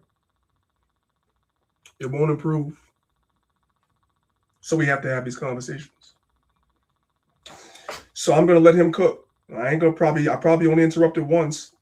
It's a long video because I have really no commentary for what he's saying for the most part. I think he said it all. Just listen. And everybody gets it in this video. Everybody's going to get hit with a stray in this video. Everybody. Welcome to the video. I'm about to say something that most people are scared to say. Because once you say it, you can't unsee it or take it back. But some of the ugliest harm in the Black community doesn't come from the outside. It comes from inside the house. And as kids, we were taught to protect the house and not the kids in it. You see, I didn't always have the language for it, but I saw it early. You know, the weird rules, the silence, the way that certain men could do no wrong, the way certain women are never questioned, and then the way that kids are expected to adapt to grown folks' dysfunction and call it strength. You see, we don't like this conversation simply because it breaks the illusion that all the harm towards us is coming from the outside. Instead, it actually forces us to admit that some of what we call culture is actually covered. Sexual abuse in our community isn't rare, it's just quiet. It happens in families, happens in churches. Hell, it happens anywhere where trust is automatic and asking questions is considered disrespectful. And then the wild part about all of it is that a lot of people knew about it. They just chose not to say anything about it. Then there's mothers who put men over their children. That's not a theory, that's a reality that people like to dance around because it makes us uncomfortable. You see, some women would rather doubt their child than risk losing a man. Then you got some who would rather protect their financial stability, their emotional validation, or appearances instead of just facing the truth. And instead of calling that out, we soften it. We make excuses for it. We pretend like it's a small number. We act like motherhood automatically equals protection, and it doesn't. Protection is a choice, and not everyone chooses. Then there's how the community likes to protect predatory men. Because the only reason Diddy and R. Kelly got away with what they did for as long as they did is because we're protected. And we've all heard the lines. He's a good dude, though. Oh, that'll ruin his life. Oh, she waited too long to say something. Oh, you know how she is. You notice how the conversation always turns into damage control for the abuser, but never damage repair for the victim. We act like consequences are more violent than the abuse itself. And Black girls, yeah, they pay a special price. They're sexualized early, even before they can understand what's happening. Treated like they grown while they're still children. And that's happening from the men, and it's happening from women too. You sexualize your children. You got your daughter in the daggone crop top and leggings and spandex exposing everything, and she's 8 years old. It happens with the men and the women. Let's be clear. Blamed for grown men's lack of control. And then later, when the trauma shows up in their choices, the same people who failed to protect them are the first ones to judge. They're being punished for surviving what nobody tried to stop. And then Black boys, they don't get mercy either. Nope, the boys don't get mercy either, as he's going to explain to you, which is something that's swept under the rug. There's a lot of women that are child molesters too. Women that sleep with underage boys, women that touch little girls and everything. There's a lot of that in the community. Nobody talks about it. Nobody talks about it.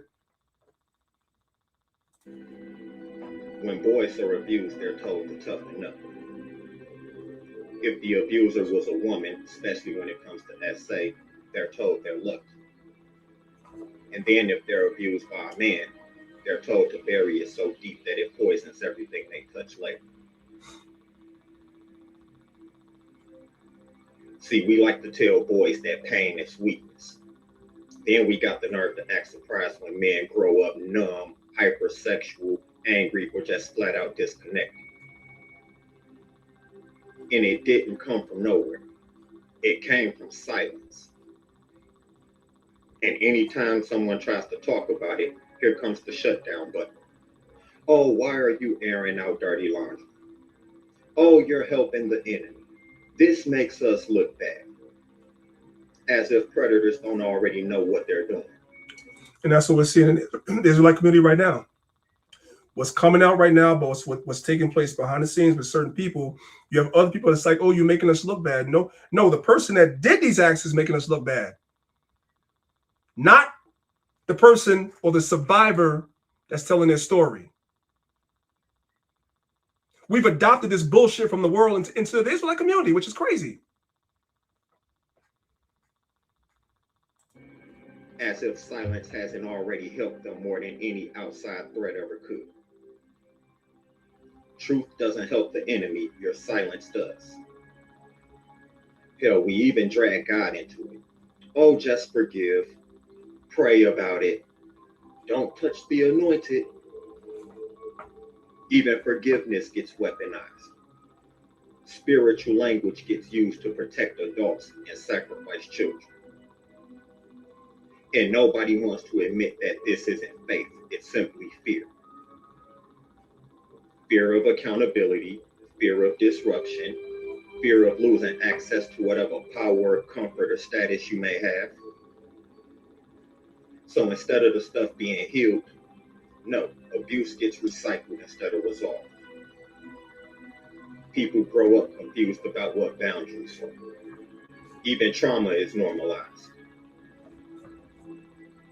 Dysfunction doesn't get passed down to any other group like an heirloom like in ours. And then every generation wonders why the same pain keeps showing up with new faces. But here's the part people don't really want to hear.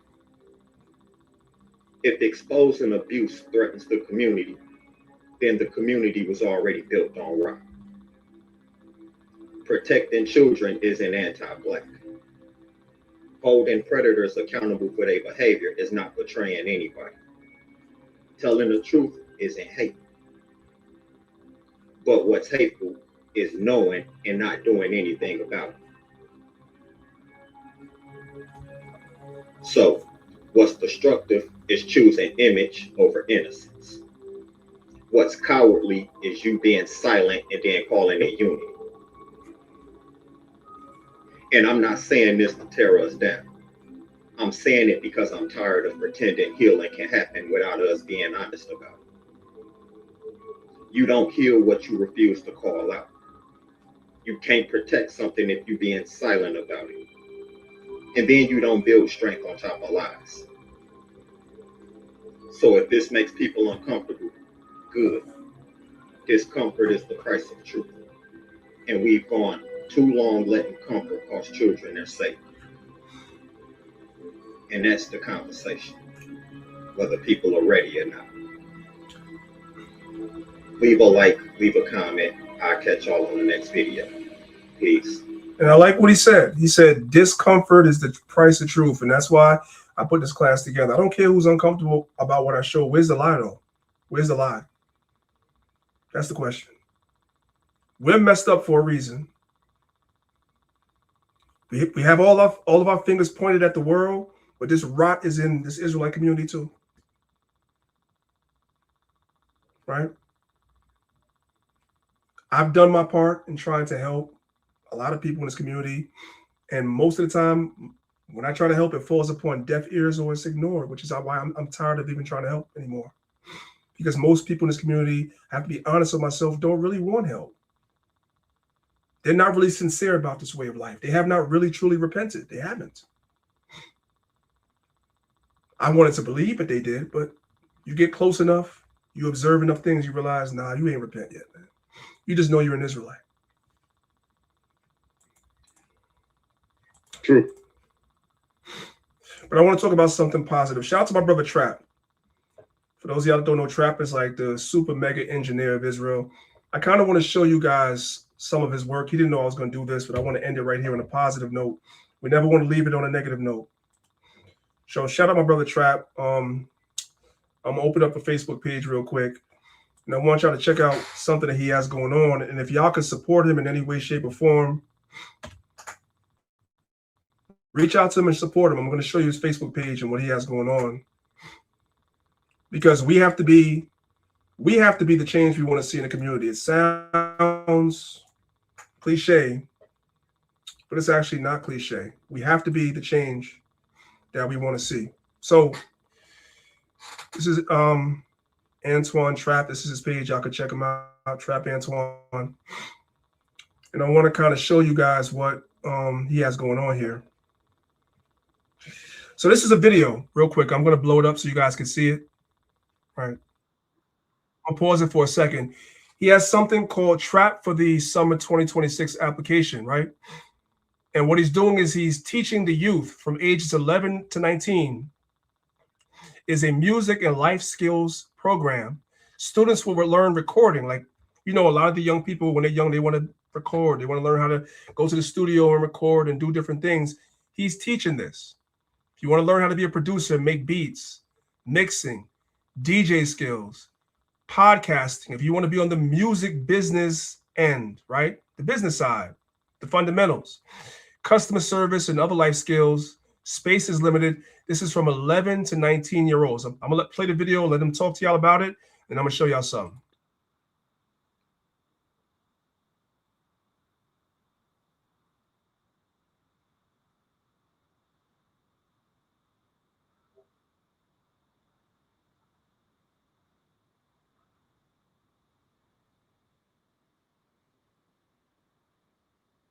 Hey, Priest, I don't hear anything.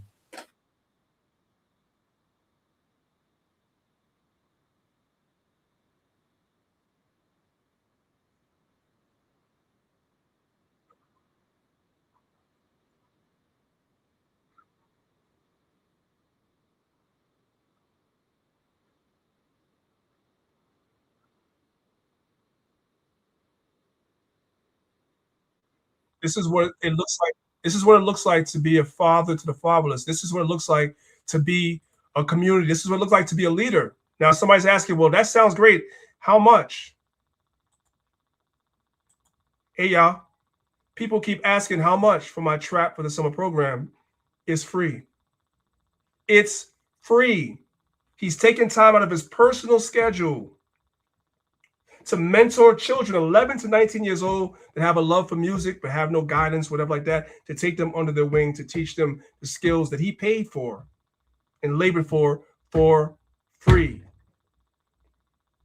That's what Israelites that are in the right spirit, that's what they do. That's what you're supposed to do. So shout out to that brother. Y'all put the fire emojis in the chat if y'all could for that brother, man. It's a great job that he's doing. All praise to the Most High for that. We're going to end it with Zephaniah chapter 2, verse 1. It says, gather yourselves together, yea, gather together, O nation not desired, before the decree bring forth, before the day passes the chaff, before the fierce anger of the Lord come upon you, before the day of the Lord's anger come upon you. So we're supposed to be coming together because there is destruction decreed against Babylon, man. And we got to come together because we are all we have. And as that brother said earlier in one of the videos, we have no allies. I just need for y'all to know that. With that being said, today's class was very long. I appreciate those of y'all that still are here and didn't get bored with the class. I pray today's class was edifying. If y'all were edified by today's class, put 1 in the chat. Let me know. And again, please, guys, I want to share that one more time. Make sure you guys go and support that brother on his Facebook page, please, right? So this is his Facebook page right here. It's Antoine Trapp. I'm not sure if there's anything that he may need. You know, he's giving away some services to the community for free, but he may need some assistance in one way or another. If you are in a position or you just want to try to help, reach out to the brother, hit his inbox on social media, and let him know that you want to help however you could, if you could. All right. Yeah. All right. Give me 1 second, y'all. All right. So that's pretty much it for me. Elazab, do you want to say anything? We're a little bit over, but that's okay. All praise to the Most High for today's class. Nah, Kun, it was worth it, man. It was worth it. Shout out to the brother Trap. I had no idea he was doing that. He was working on that. So we definitely have to hit that brother up. As well as you brothers and sisters in the chat, you should hit him up also. Priest, we didn't hear the video while you was playing the thing with Trap, but it's cool though. We get the gist of it. And you showed his Facebook page, so that was good. Yeah. Okay, my bad. Yeah. No, it's all good. It's all good. All right, let me put it back up. Somebody's asking me to spell it, so yeah, let me put it back up. So I want to make sure it's very important. So this is it right here. You guys see it, TRAPP, and I guess Antoine is his first name, right? Matter of fact, let me stop sharing for 1 second. Let me add another dimension. Give me 1 second. Share again. Or what you could do also, you can share it too on your social media. Sharing the audio. So hopefully now that I'm sharing the audio, wait, window. Okay, now. All right. Hopefully you guys should be able to hear it when I play it. Excuse me. Yeah, hopefully you guys should be. I'm gonna play the video again, but this is the brother's page right here, right? Trap Antoine. So you guys can see that he's offering this program for free. I'll play the video again. Hopefully you guys can hear it. If not, my bad, but let's go. Posted on this story as well, and on my posts and everywhere that I can think of, you know? Pardon the delay. I know it's the 3rd, but here's the official application for my summer program. I'm going to post it on this story as well, and on my posts and everywhere that I can think of, you know? But yeah, it's for the kids ages 11 through 19. They're going to be learning beat making, mixing, DJing skills, podcast, music business, fundamentals, customer service, and other life skills. You know what I'm saying? But the space is limited. So if you're serious, if your child is serious, or if your child is struggling in life in general, and they need some guidance, and they need something, and they love music, holla at me. Fill this application out. So but yeah, it's for the kids. So real quick, if y'all do come to his page, you guys come to the comment section. There's a link. That's where the application is. The application is right here in the comments of the video if you come to his page, all right? So you do have Israelites out here that are doing great work and trying to put in. That's his gift that the Most High gave him.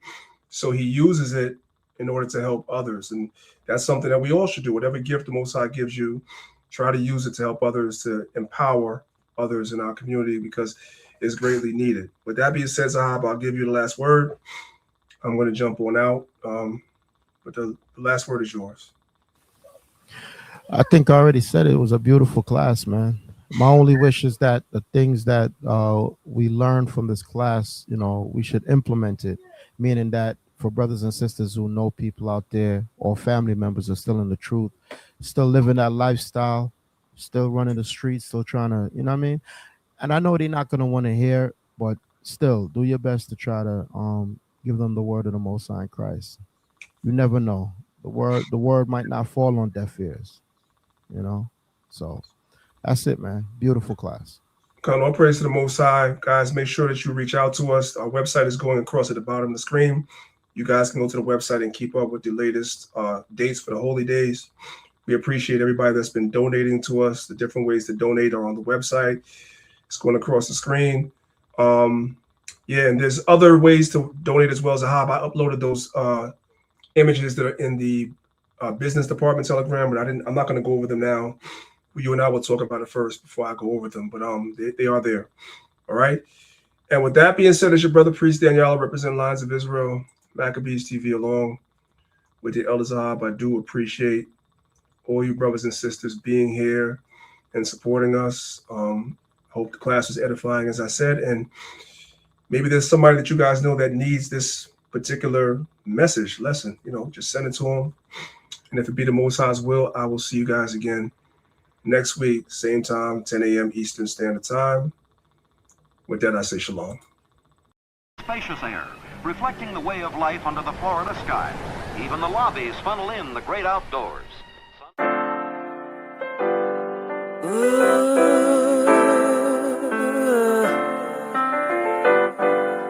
Chosen. I was set apart for God use. Chosen. I was set apart for God use. Formed in His image. Chosen. They say the chain of Shaitan is not that strong. They say his time is running out, he ain't got that long. They say murder, murder, kill, this is not that song. Said I won't amount to nothing, they got that wrong. Cause I was set apart and I was shown the light. And if I get the kingdom, I'll be clothed in white. 1/3 will be delivered and the rest were blinded. Their fate is set in stone, what you ain't read the fine print? Christ is gonna give a crown to us. In the end we'll have the nations bowing down to us, with their faces to the ground to us. It's the truth, as crazy as it sounds to us. Jacob forever rules, and we're his precious jewels. Showed us love and patience, put us above the nations. And that's the gospel, thank God for choosing me. Bad news for you, it's really good news for me. I was set apart for God's use. Chosen.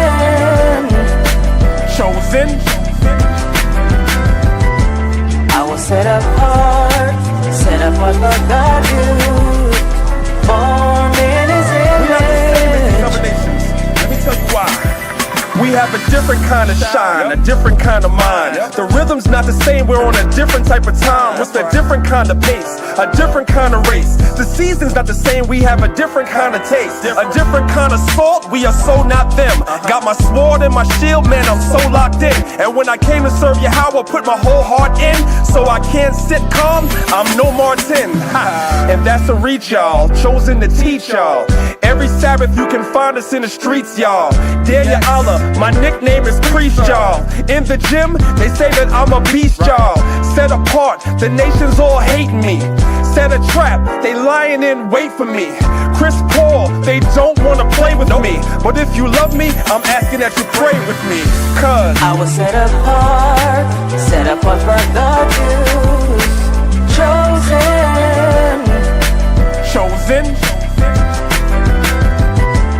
I was set apart for God's use.